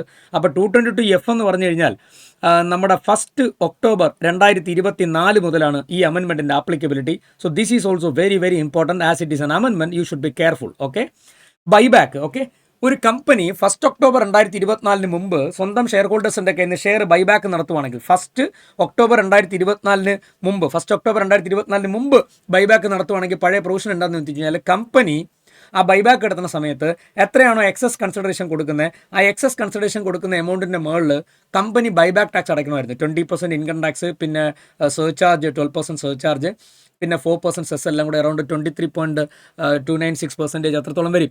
അത്രയും പെർസെൻറ്റേജ് കമ്പനി ടാക്സ് അടയ്ക്കണമായിരുന്നു. അതിൻ്റെ പേര് ബൈബാക്ക് ടാക്സ് അഥവാ additional income tax to be paid under section 115 QA QB QC എന്നാണ് പറയുക. അപ്പോൾ അത് അവരിപ്പോൾ നിർത്തലാക്കി. 1 ഒക്ടോബർ 2024 ശേഷം 1 ഒക്ടോബർ 2024 ശേഷം ഒരു കമ്പനി ബൈബാക്ക് നടത്തി കഴിഞ്ഞാൽ ആ ബൈബാക്ക് നടത്തുമ്പോൾ ഷെയർ ഹോൾഡർക്ക് എത്ര രൂപയാണോ കമ്പനിയുടെ കയ്യിൽ നിന്ന് ബൈബാക്കിന് കിട്ടുന്നത്, ആ കിട്ടുന്ന എമൗണ്ട് മൊത്തം ഷെയർ ഹോൾഡറുടെ കയ്യിൽ section 2 subsection 22 sub close F പ്രകാരം ഡിവിഡൻഡ് ആയിട്ട് ടാക്സ് ചെയ്യും. എന്നിട്ട് ആ ഷെയർ പണ്ട് മേടിച്ചപ്പോൾ അവൻ കമ്പനി കൊടുത്ത കോസ്റ്റ് ഉണ്ടല്ലോ, ആ കോസ്റ്റ് അവന് ക്യാപിറ്റൽ ലോസ് ആയിട്ട് ക്യാപിറ്റൽ ഗെയിൻ ഹെഡിൽ ക്ലെയിം ചെയ്യാം. അപ്പോൾ എന്താ നെറ്റ് എഫക്റ്റ്? ബൈബാക്ക് എടുക്കുന്ന സമയത്ത് കമ്പനിയിൽ നിന്ന് കിട്ടുന്ന പൈസ മൊത്തം ഡിവിഡൻഡ് എന്ന് പറഞ്ഞ് IFOസിൽ 220Fൽ പോവും. ഈ ഷെയർ ഒറിജിനലി മേടിച്ചപ്പോൾ ഉള്ള പൈസ മൊത്തം ക്യാപിറ്റൽ ലോസ് എന്ന് പറഞ്ഞ് ക്യാപിറ്റൽ ലോസ് ആയിട്ട് നിങ്ങൾക്ക് ക്ലെയിം ചെയ്യാം. പക്ഷേ ഒരു കുഴപ്പമുണ്ട്, ക്യാപിറ്റൽ ലോസിനൊരു പ്രത്യേകതയുണ്ട്. അത് വേറെ ഒരു ഇൻകം ആയിട്ട് സെറ്റ് ഓഫ് ചെയ്യാൻ പറ്റത്തില്ല. Capital loss can set off only against capital gain. Further long time capital loss can set off only against long time capital gain. അതുകൊണ്ട് എന്താ പറ്റുക, ഈ പറഞ്ഞ ക്യാപിറ്റൽ ലോസ് ആയിട്ട് ക്യാരി ഓവർ ചെയ്യാനേ പറ്റുള്ളൂ, വേറെ ക്യാപിറ്റൽ ഗെയിൻ ഇല്ലെങ്കിൽ. പക്ഷേ ഇത് ഡിവിഡൻഡ് ആയിട്ട് ടാക്സ് ചെയ്യും. അപ്പോൾ നെറ്റ് എഫക്റ്റിൽ ഷെയർ ഹോൾഡർക്ക് അത്യാവശ്യം നല്ലൊരു ടാക്സ് ഇമ്പാക്ട് വരും. ഇതിനകൻസ്റ്റ് മറ്റ് യാതൊരുവിധ എക്സ്പെൻസുകളൊന്നും അനുവദിക്കത്തില്ല. നോർമലി ഡിവിഡൻഡിനകൻസ്റ്റ് നമുക്ക് എക്സ്പെൻസ് ക്ലെയിം ചെയ്യാം. എന്താണ്, ആ ഡിവിഡൻഡ് കിട്ടാൻ വേണ്ടി ഷെയറിൽ ഇൻവെസ്റ്റ് ചെയ്യാൻ വേണ്ടി ലോൺ എടുത്തിട്ടുണ്ടെങ്കിൽ ലോണിൻ്റെ ഇൻട്രസ്റ്റ് എക്സ്പെൻസ് ടോട്ടൽ ഡിവിഡൻഡ് ഇൻകത്തിൻ്റെ അപ് ടു 20% വരെ ക്ലെയിം ചെയ്യാം. പക്ഷേ ഇവിടെ ആ എക്സ്പെൻസ് പോലും അലൗഡ് അല്ല. 222Fനകൻസ്റ്റ് പ്രത്യേകിച്ച് എക്സ്പെൻസുകളൊന്നും അലൗഡ് അല്ല. ഈ പറഞ്ഞ ഡിവിഡൻഡ് ബൈബാക്ക് സമയത്ത് കിട്ടുന്ന എമൗണ്ട് ഡിവിഡൻഡ് ആയിട്ട് ടാക്സ് ചെയ്യും. റിമെമ്പർ, 1 ഒക്ടോബർ 2024 ശേഷമാണെങ്കിൽ മാത്രമേ ഉള്ളൂ. ഒരു നല്ലൊരു ഇല്ലുസ്ട്രേഷൻ നമ്മുടെ ICയുടെ സ്റ്റഡി മെറ്റീരിയലിനകത്ത് IFOസിനകത്ത് ഈ പറഞ്ഞ ബൈബാക്ക് എക്സ്പ്ലെയിൻ ചെയ്യുന്ന സ്ഥലത്ത് ഒരു നൈസ് ഇല്ലുസ്ട്രേഷൻ തന്നിട്ടുണ്ട്. That only illustration is enough for your exam purpose. Okay, അപ്പോൾ ഇതാണ് ആ ഏരിയയിൽ വന്നിരിക്കുന്ന ഒരു അമെൻമെൻറ്റ്. അപ്പം 1 ഒക്ടോബർ 2024 ശേഷം കമ്പനിക്ക് ക്യാപിറ്റൽ ഗെയിനിൽ യാതൊരു ഇമ്പാക്റ്റും ഇല്ല കേട്ടോ. ബൈബാക്ക് നടത്തി കഴിഞ്ഞാൽ 1 ഒക്ടോബർ 2024 മുമ്പ് കമ്പനിക്ക് ക്യാപിറ്റൽ ഗെയിനിലല്ല ഇമ്പാക്ട്, അഡീഷണൽ ഇൻകം ടാക്സ് അടയ്ക്കണമായിരുന്നു. ഇപ്പോൾ കമ്പനിക്ക് ഒന്നും വേണ്ട, കമ്പനിക്ക് ഒരു ഇമ്പാക്റ്റും ഇല്ല. ബൈബാക്ക് നടത്തുമ്പോൾ ഇമ്പാക്ട് കംപ്ലീറ്റ് ഷെയർ ഹോൾഡർ തലയിലാണ്. പിന്നെ പുതിയ ഇൻകം ടാക്സ് ബില്ല് 2025 അവർ പ്രപ്പോസ് ചെയ്തതിനകത്ത് ഈ പ്രൊവിഷൻ ചേഞ്ച് ചെയ്യുന്നുണ്ട്. ഓക്കെ, ഇപ്പോൾ തൽക്കാലം അതാണ്. പിന്നെ നമ്മുടെ ഗിഫ്റ്റിനകത്ത് പ്രത്യേകിച്ച് അങ്ങനെ കാര്യമായിട്ടുള്ള അമെൻമെൻറ്റുകളൊന്നും തന്നെ ഗിഫ്റ്റിനകത്തില്ല. നമ്മുടെ നേരത്തെ ഉള്ള പ്രൊവിഷനൊക്കെ തന്നെയാണ്. 5 കാറ്റഗറി ഓഫ് ഗിഫ്റ്റ്, അതൊക്കെ നമ്മൾ ഡീറ്റെയിൽ ആയിട്ട് നമ്മൾ ക്ലാസ്സിൽ ഡിസ്കസ് ചെയ്തതാണ്. അപ്പോൾ അതിനകത്ത് പ്രത്യേകിച്ച് മറ്റ് അമെൻമെൻറ്റുകളൊന്നും തന്നെ ഗിഫ്റ്റിനകത്ത് അവർ പറയുന്നില്ല. ലൈഫ് ഇൻഷുറൻസ് പോളിസിക്ക് നമ്മൾ നേരത്തെ ഉള്ള സെയിം പ്രൊവിഷൻ തന്നെയാണ്. ആ 5 lakhsൻ്റെ കണ്ടീഷൻസും ബാക്കിയെല്ലാം എവറിത്തിങ് സെയിം ആണ്. TDSൻ്റെ ആസ്പെക്റ്റും ഒക്കെ അതിനകത്ത് പ്രത്യേകിച്ച് കാര്യങ്ങളുമായിട്ടുള്ള ചേഞ്ചുകളൊന്നും തന്നെ ഇല്ല. അപ്പോൾ IFOസ് കഴിഞ്ഞാൽ പിന്നെ നമ്മൾ പ്രധാനമായിട്ടും നമ്മൾ അറിഞ്ഞിരിക്കേണ്ട ഏരിയ എന്ന് വെച്ച് കഴിഞ്ഞാൽ നമ്മുടെ ക്ലബ്ബിങ്ങിനകത്ത് അമെൻമെൻറ്റ് ഒന്നും തന്നെ ഇല്ല. നമ്മുടെ ആ 9 ക്ലബ്ബിംഗ് തന്നെയാണ്. സെക്ഷൻ 60 to 65 ക്ലബ്ബിങ്ങിലൊന്നും പ്രത്യേകിച്ച് അമെൻമെൻറ്റ് ഒന്നുമില്ല. സെറ്റ് ഓഫിനകത്ത് അമെൻമെൻറ്റ് ഒന്നും തന്നെ ഇല്ല. അപ്പോൾ സെറ്റ് ഓഫിൽ പ്രത്യേകം ശ്രദ്ധിക്കണം. ഡിഫോൾട്ട് ടാക്സ് റെജീമിലുള്ളവരുടെ ഹൗസ് പ്രോപ്പർട്ടി ലോസ് എടുത്ത് വേറെ ഒരു ഹെഡിൻ്റെ സെറ്റ് ഓഫ് ചെയ്യരുത്. അത് ക്യാരി ഓവർ ചെയ്യാനും പറ്റത്തില്ല, സെറ്റ് ഓഫ് ചെയ്യാനും പറ്റത്തില്ല. That shall lapse for ever. Okay, അത് കളയണം. ഡിഫോൾട്ട് ടാക്സ് ഓപ്റ്റ് ഔട്ടുകാർക്ക് മാത്രമേ ഹൗസ് പ്രോപ്പർട്ടി ലോസ് എടുത്ത് വേറെ ഹെഡുമായിട്ടൊക്കെ സെറ്റ് ഓഫ് ചെയ്യാൻ പറ്റുള്ളൂ. അപ്പോൾ അത് ഓർത്തിക്കണം. പിന്നെ പ്രത്യേകിച്ച് അവിടെ അമെൻമെൻറ്റ് ഒന്നും തന്നെ ഇല്ല. ചാപ്റ്റർ 6 എന്താണ് അമെൻമെൻറ്റ്? ചാപ്റ്റർ 6 നമുക്കറിയാലോ സെക്ഷൻസ് ഏതൊക്കെയാണ്. ആ 80C, 80 CCC, CCD, CCE, CCH, പിന്നെ 80DD, DD, DDB, 80E, EE, EB, EC, പിന്നെ അത് EB, അത് കഴിഞ്ഞാൽ പിന്നെ 80GG, GGG, GGB, GGC, QQB, RRB, TTA, TTB, JJAU. ഇവിടെ കാര്യമായിട്ട് അമെൻമെൻറ്റ് ഒന്നും ഇല്ലടേ. ആ കാലത്ത് പ്രധാനപ്പെട്ട അമെൻമെൻറ്റ് വരുന്ന 80CCDയിലാണ്. ATCCD എന്ന് പറഞ്ഞാൽ എന്താ? നാഷണൽ പെൻഷൻ സ്കീമിലോട്ടുള്ള കോൺട്രിബ്യൂഷൻ അല്ലേ? ഡിഫോൾട്ട് ടാക്സ് റെജിമുകാർക്ക് ഇപ്പോൾ നേരത്തെ സെൻട്രൽ ഗവൺമെൻറ്റിൻ്റെ കേസിൽ സെൻട്രൽ ഗവൺമെൻറ് എംപ്ലോയി ആയിരുന്നെങ്കിൽ എംപ്ലോയർ ഇടുന്ന കോൺട്രിബ്യൂഷന് 14% വരെ ഡിഡക്ഷൻ തരാമെന്ന് പറഞ്ഞിരുന്നു. അതിപ്പോൾ അവർ അമെൻഡ് ചെയ്തിട്ടേ അത് ആർക്കും കൂടെ ആക്കി, default tax regime under section 115 BACയിലുള്ള ചങ്ങാതിമാരില്ലേ, അവന്മാർക്കും കൂടെ ഈ പറഞ്ഞ 14% എടുക്കാതെ. അതൊരു അടിപൊളിയാണ്. നല്ലൊരു അമെൻമെൻ്റാണ്. അപ്പോൾ നേരത്തെ നമ്മളെ സംബന്ധിച്ച് ഡിഫോൾട്ട് ടാക്സ് റെജിമിൽ ഉള്ളവർക്ക് പിന്നെ ATCCD 2 എംപ്ലോയർ ഡിഡക്ഷൻ എടുക്കാം, അപ് ടു 10% വരെ പറ്റുമായിരുന്നുള്ളൂ. പക്ഷേ ഗവൺമെൻറ് എംപ്ലോയി ആണ്, ഓപ്റ്റ് ഔട്ട് ആണെങ്കിൽ 14 എടുക്കാമായിരുന്നു. ഇപ്പോൾ അവർ പറഞ്ഞു ഏത് എംപ്ലോയി ആയാലും ഡിഫോൾട്ട് ടാക്സ് റെജിം 115 BACയിൽ പിന്നെ അവരെ സംബന്ധിച്ച് ATCCD 2 ഡിഡക്ഷൻ എടുക്കാൻ പറ്റുമല്ലോ. കാരണം നമുക്കറിയാം ഡിഫോൾട്ട് ടാക്സ് റെജിമിലുള്ളവർക്ക് 3 Chapter 6 കിട്ടുള്ളൂ. CCD 2, 80JJAA, പിന്നെ നമ്മുടെ ATCCH അഗ്നിവീർ കോർപ്പസ് ഫണ്ടിലെ കോൺട്രിബ്യൂഷൻ ബൈ എംപ്ലോയർ, ഇത്തരത്തിൽ കിട്ടുള്ളൂ. ആ 3 ഡിഡക്ഷനിൽ CCD 2 ഡിഫോൾട്ട് ടാക്സ് റെജിമുകാർക്ക് എംപ്ലോയർ ഇടുന്ന contribution up to 14% of basic plus DA forming part of salary can be claimed. That is a nice amendment, right? അപ്പോൾ 14% ആക്കി കൊടുത്തു. അല്ല, പ്രത്യേകിച്ച് Chapter 6 പ്രത്യേകിച്ച് യാതൊരു അമെൻമെൻറ്റും ഇല്ല. ATCDയിൽ അമെൻമെൻ്റ് ഒന്നുമില്ല, ATDDയിലും പ്രത്യേകിച്ച് അമെൻമെൻ്റ് ഇല്ല, DDBയുടെ ആ ഏരിയയിലൊന്നും വേറെ ഒന്നും പറയാനില്ലടേ, അവിടെ നിന്ന് അമെൻമെൻ്റ് ഒന്നും ഇല്ല. ഓക്കെ, അപ്പോൾ Chapter 6 കഴിഞ്ഞു. അപ്പോൾ Chapter 6 കഴിഞ്ഞു. പിന്നെ അതിനകത്ത് ചെറിയൊരു അമെൻമെൻറ്റ് പറയാൻ പറ്റുന്നത് ഇവിടെ ഈ നാഷണൽ സ്പോർട്സ് ഫണ്ടുണ്ടല്ലോ, നമ്മുടെ ATGക്കകത്ത് കാറ്റഗറി 1, കാറ്റഗറി 2, കാറ്റഗറി 3, കാറ്റഗറി 4 4 ഫണ്ടുകളുണ്ടല്ലോ. അതിൽ കാറ്റഗറി 4 കൊടുക്കുന്ന ഡൊണേഷൻസ് എല്ലാം 100% ഡിഡക്ഷൻ അല്ലേ. അതിൽ നാഷണൽ സ്പോർട്സ് ഫണ്ടിൻ്റെ പേര് ചെറുതായിട്ടൊന്ന് മാറ്റി now national sports development fund എന്നാക്കിയിട്ടുണ്ട്, അത്രയേ ഉള്ളൂ. അല്ലാതെ വേറെ അതിനകത്ത് പ്രത്യേകിച്ച് അമെൻമെൻറ്റുകളൊന്നും തന്നെ ഇല്ല. ഓക്കെ, അപ്പം Chapter 6 കഴിഞ്ഞ് കഴിഞ്ഞാൽ അത് കഴിഞ്ഞാൽ നമ്മൾ നേരെ നമുക്ക് നോക്കേണ്ട ചാപ്റ്റർ എന്ന് പറഞ്ഞാൽ നോർമലി നമ്മുടെ ടാക്സ് റേറ്റാണ്. ടാക്സ് റേറ്റിലേക്ക് പോകുന്നതിന് മുമ്പ് TDSനകത്ത് കുറച്ചധികം അമെൻമെൻറ്റ്സ് കൊണ്ടുവന്നിട്ടുണ്ട്. ഇപ്പോൾ TDSലെ പ്രധാനപ്പെട്ട അമെൻമെൻറ്റുകൾ എന്തൊക്കെയാണെന്ന് ഞാൻ പറഞ്ഞു പോവാം. ഓക്കെ, അപ്പോൾ നമ്മൾ വെറും ഒരു അമെൻമെൻറ്റ് സെഷൻ ആയതുകൊണ്ട് എന്തൊക്കെ അമെൻമെൻറ്റ് ഉണ്ടെന്ന് നിങ്ങൾക്ക് അറിയാൻ വേണ്ടി മാത്രമുള്ള സെഷനാണ്. അപ്പോൾ 192നകത്ത് സാലറിയുടെ TDS ആണല്ലോ സെക്ഷൻ 192. സാലറിയുടെ TDSനകത്ത് നമ്മൾ പറയുന്നത് എങ്ങനെയാണ്? എംപ്ലോയിയുടെ ഒരു വർഷത്തെ സാലറി കാൽക്കുലേറ്റ് ചെയ്തിട്ട് അതിൻ്റെ ടാക്സ് കാൽക്കുലേറ്റ് ചെയ്തിട്ട് ആ ടാക്സിൽ നിന്ന് ഓൾറെഡി എംപ്ലോയീസിൻ്റെ പേരിൽ വേറെ ഏതെങ്കിലും സെക്ഷൻസിൽ TDS ഉണ്ടെങ്കിൽ ആ TDSും കുറയ്ക്കണം. ആ TDSും കുറച്ചിട്ട് റിമൈനിങ് ആയിട്ടുള്ള ടാക്സിൻ്റെ എമൗണ്ടാണ് section 192 rate of tax calculate ചെയ്ത് TDS ആയിട്ട് ഡിഡക്റ്റ് ചെയ്യേണ്ടത്. അവിടെ നേരത്തെ അവർ പറഞ്ഞിരുന്നത് മറ്റ് ഇൻകം ഉണ്ടെങ്കിൽ കൺസിഡർ ചെയ്യാം, പക്ഷേ മറ്റ് TDSകളെ പറ്റി വ്യക്തമായ ഒരു ധാരണ അവിടെ ഇല്ലായിരുന്നു. ഇപ്പോൾ അവർ ക്ലാരിഫൈ ചെയ്തിട്ട് പറഞ്ഞു വേറെ ഏതെങ്കിലും സെക്ഷൻസിനകത്ത് any provisions of the income ടാക്സിനകത്ത് TDSോ TCSോ എംപ്ലോയിയുടെ പേരിൽ ക്രെഡിറ്റ് കിടപ്പുണ്ടെങ്കിൽ അതും കൂടെ കുറച്ചതിന് ശേഷമുള്ള റിമൈനിങ് ടാക്സ് സെക്ഷൻ 192 സാലറിയിൽ TDS ഡിഡക്ട് ചെയ്താൽ മതിയെന്ന്. ഇപ്പോൾ എംപ്ലോയി സെക്ഷൻ 194Nൽ ക്യാഷ് വിഡ്രോൾ നടത്തിയിട്ട് അതിൻ്റെ TDS കിടപ്പുണ്ടെങ്കിലേ അതും ഇവിടെ ക്രെഡിറ്റ് കിട്ടും.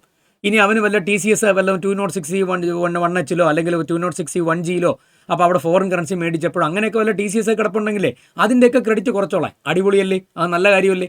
അപ്പോൾ എംപ്ലോയിയെ സംബന്ധിച്ച് എംപ്ലോയിയുടെ ഈ പറയുന്ന TDS നമ്മൾ കണ്ടുപിടിക്കുന്ന സമയത്ത് എംപ്ലോയിയുടെ 192 TDS കണ്ടുപിടിക്കുന്ന സമയത്ത് മറ്റേതെങ്കിലും TDSോ TCSോ പ്രൊവിഷൻ പ്രകാരം ക്രെഡിറ്റ് കിടപ്പുണ്ടെങ്കിൽ അതും കൂടി കുറയ്ക്കാം, പരിഗണിക്കാം. അതൊരു മേജർ അമെൻമെൻ്റാണ് 192. ഓക്കെ, 192 പ്രത്യേകിച്ച് മറ്റ് അമെൻമെൻറ്റുകളൊന്നും തന്നെ ഇല്ല. 192A premature withdrawal from EPF no amendment, അതിനകത്ത് പ്രത്യേകിച്ച് അമെൻമെൻറ്റുകളൊന്നും തന്നെയില്ല, റേറ്റിലും ചേഞ്ച് ഒന്നുമില്ല. 193 ഇൻട്രസ്റ്റ് ഓൺ സെക്യൂരിറ്റീസ് ആണ്. അപ്പോൾ അതിനകത്ത് പ്രത്യേകിച്ച് കാര്യമായ അമെൻമെൻ്റ് ഒന്നുമില്ല. പിന്നെ പുതുതായിട്ട് ഈ പറയുന്ന ഗവൺമെൻറ്റിൻ്റെ ചില ബോണ്ടുകൾ ആഡ് ചെയ്തിട്ടുണ്ട്. Floating rate savings taxable bond 2020 എന്നൊരു ബോണ്ടിനെ കൂടെ ഇൻക്ലൂഡ് ചെയ്തിട്ടുണ്ട്. ആ ബോണ്ടിൻ്റെ ഇൻട്രസ്റ്റ് 10,000 രൂപയിൽ താഴെയാണെങ്കിൽ TDS ഡിഡക്റ്റ് ചെയ്യേണ്ട എന്ന് പറയുന്ന ഒരു അമെൻമെൻറ്റ് കൊണ്ടുവന്നിട്ടുണ്ട് 193കകത്ത്. മറ്റ് അമെൻമെൻ്റ് ഒന്നും 193 ഇൻട്രസ്റ്റ് ഓൺ സെക്യൂരിറ്റീസിനകത്ത് ഇല്ല. പിന്നെ 194 ഡിവിഡൻ്റ് ആണ്. ഡിവിഡൻറ്റിനകത്തും പ്രത്യേകിച്ച് അമെൻമെൻ്റ് ഒന്നുമില്ല. അവിടെ ഒരു കാര്യം ആലോചിക്കണം, ഇപ്പോൾ പുതിയൊരു ഡിവിഡൻറ്റും കൂടെ വന്നിട്ടുണ്ടല്ലോ. ഏതാ? ഇപ്പോൾ കുറച്ച് നേരത്തെ നമ്മൾ പറഞ്ഞ ബൈബാക്ക് 222F. അപ്പോൾ ആ ഡിവിഡൻറ്റിനും കൂടെ TDS ആപ്ലിക്കബിൾ ആണ്. അപ്പോൾ കമ്പനി 222A മുതൽ F വരെയുള്ള ഡിവിഡൻറ്റ് കൊടുക്കുമ്പം 10% TDS അണ്ടർ സെക്ഷൻ 194 ഡിഡക്റ്റ് ചെയ്യണം. അപ്പോൾ ഈ ബൈബാക്കിൻ്റെ ഡിവിഡൻറ്റിനും TDS ആപ്ലിക്കബിൾ ആണ്. 194Aയിൽ പ്രത്യേകിച്ച് അമെൻമെൻ്റ് ഒന്നും തന്നെ ഇല്ല. നേരത്തെ നമ്മൾ പറഞ്ഞ പോലത്തെ പ്രൊവിഷൻസ് ഒക്കെ തന്നെയാണ്, നോ മോർ ചേഞ്ച്.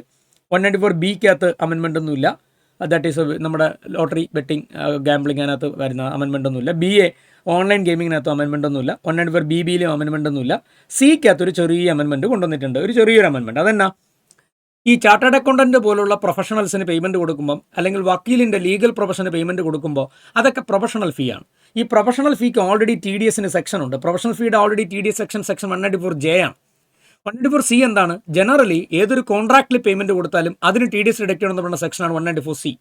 അപ്പോൾ 194Cയും കോൺട്രാക്റ്റാണ്. 194J professional fees. സത്യത്തിൽ ചാർട്ടേഡ് അക്കൗണ്ടൻറ്റ് ഓഡിറ്റ് ചെയ്യാൻ വേണ്ടി നമ്മൾ വിളിക്കുമ്പോൾ അല്ലെങ്കിൽ വക്കീലിനെ നമ്മളൊരു കൺസൾട്ടൻസി വിളിക്കുമ്പോൾ അവിടെ ഒരു എഗ്രിമെൻറ്റ് വയ്ക്കുന്നുണ്ട്. അപ്പോൾ അതും ഒരു കോൺട്രാക്റ്റാണ്. സത്യം പറഞ്ഞാൽ അതൊരു ജനറലി ഒരു കോൺട്രാക്റ്റാണ്. അപ്പം 194 അതെന്ത് കോൺട്രാക്റ്റും 194 കോൺട്രാക്റ്റിൽ കവർ ചെയ്യും.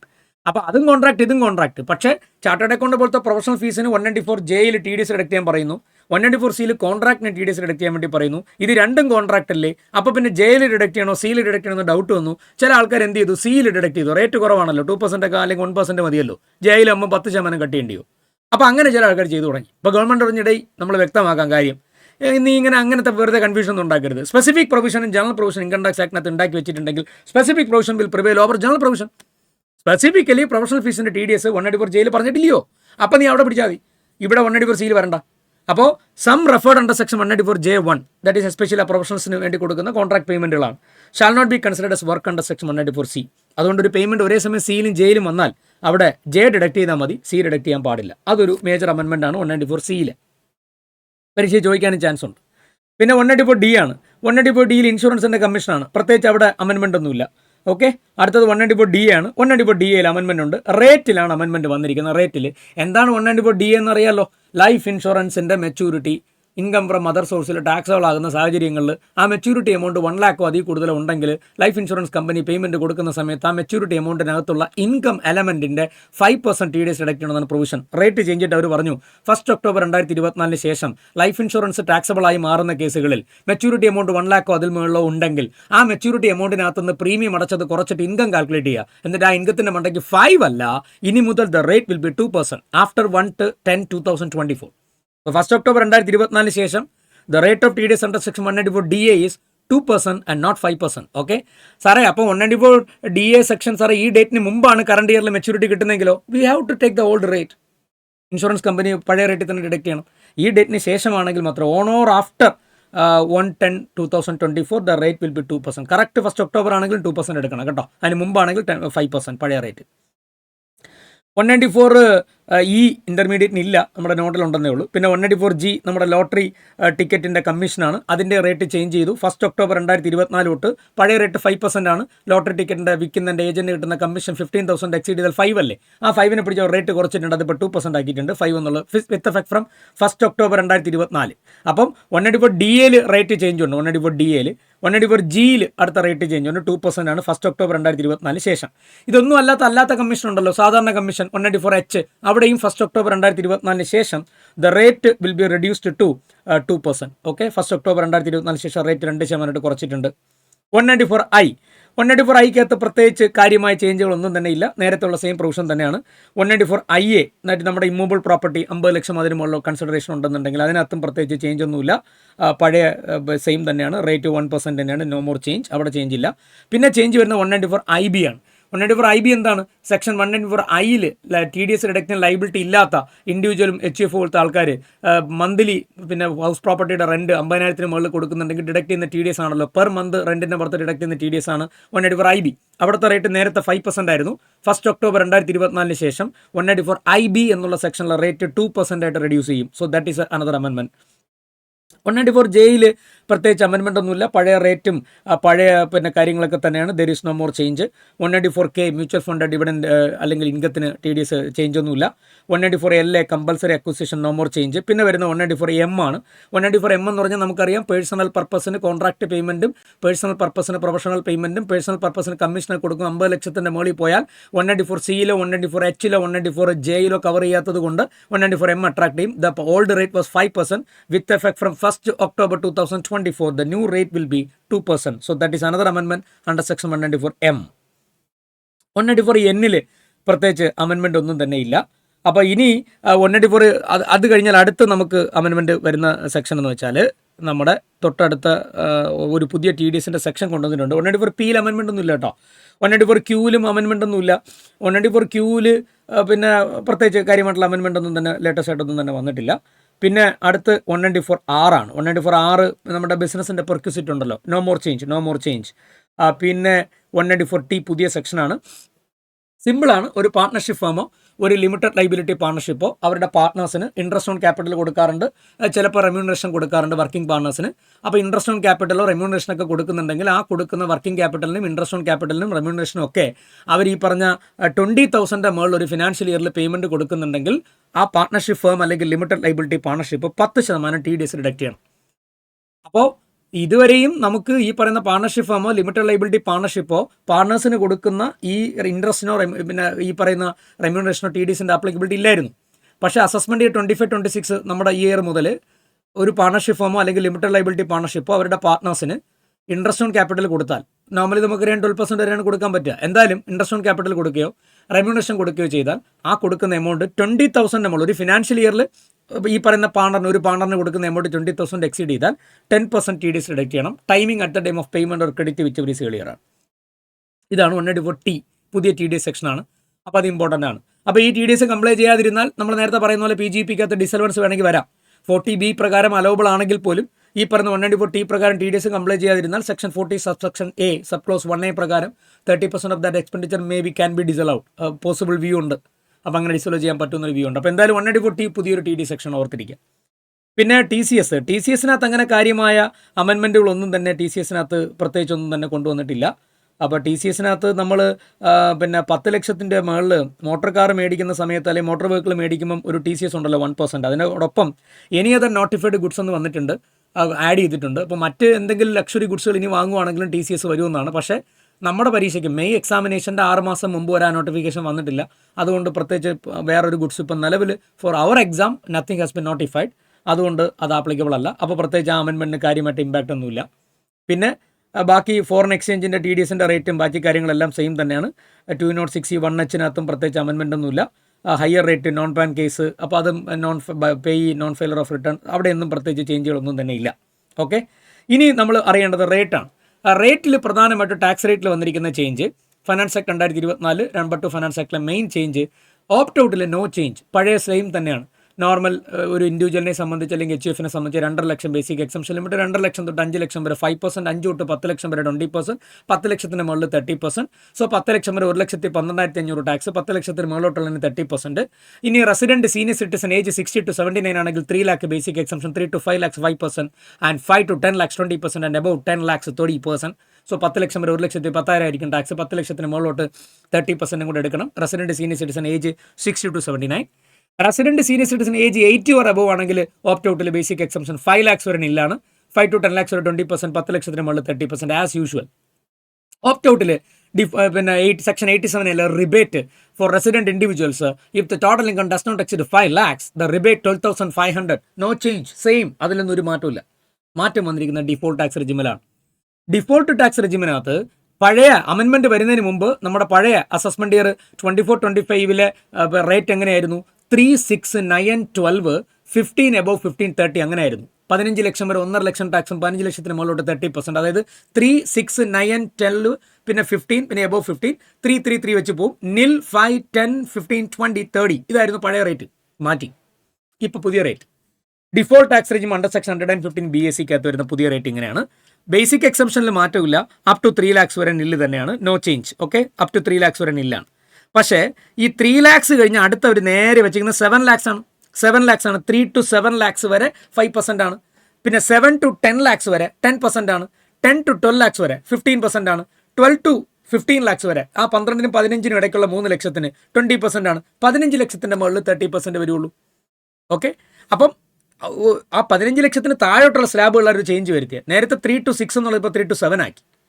നേരത്തെ 6 to 9 അല്ലായിരുന്നു, ഇപ്പോൾ അത് മാറി, ഇപ്പോൾ 7 to 10 ആയി.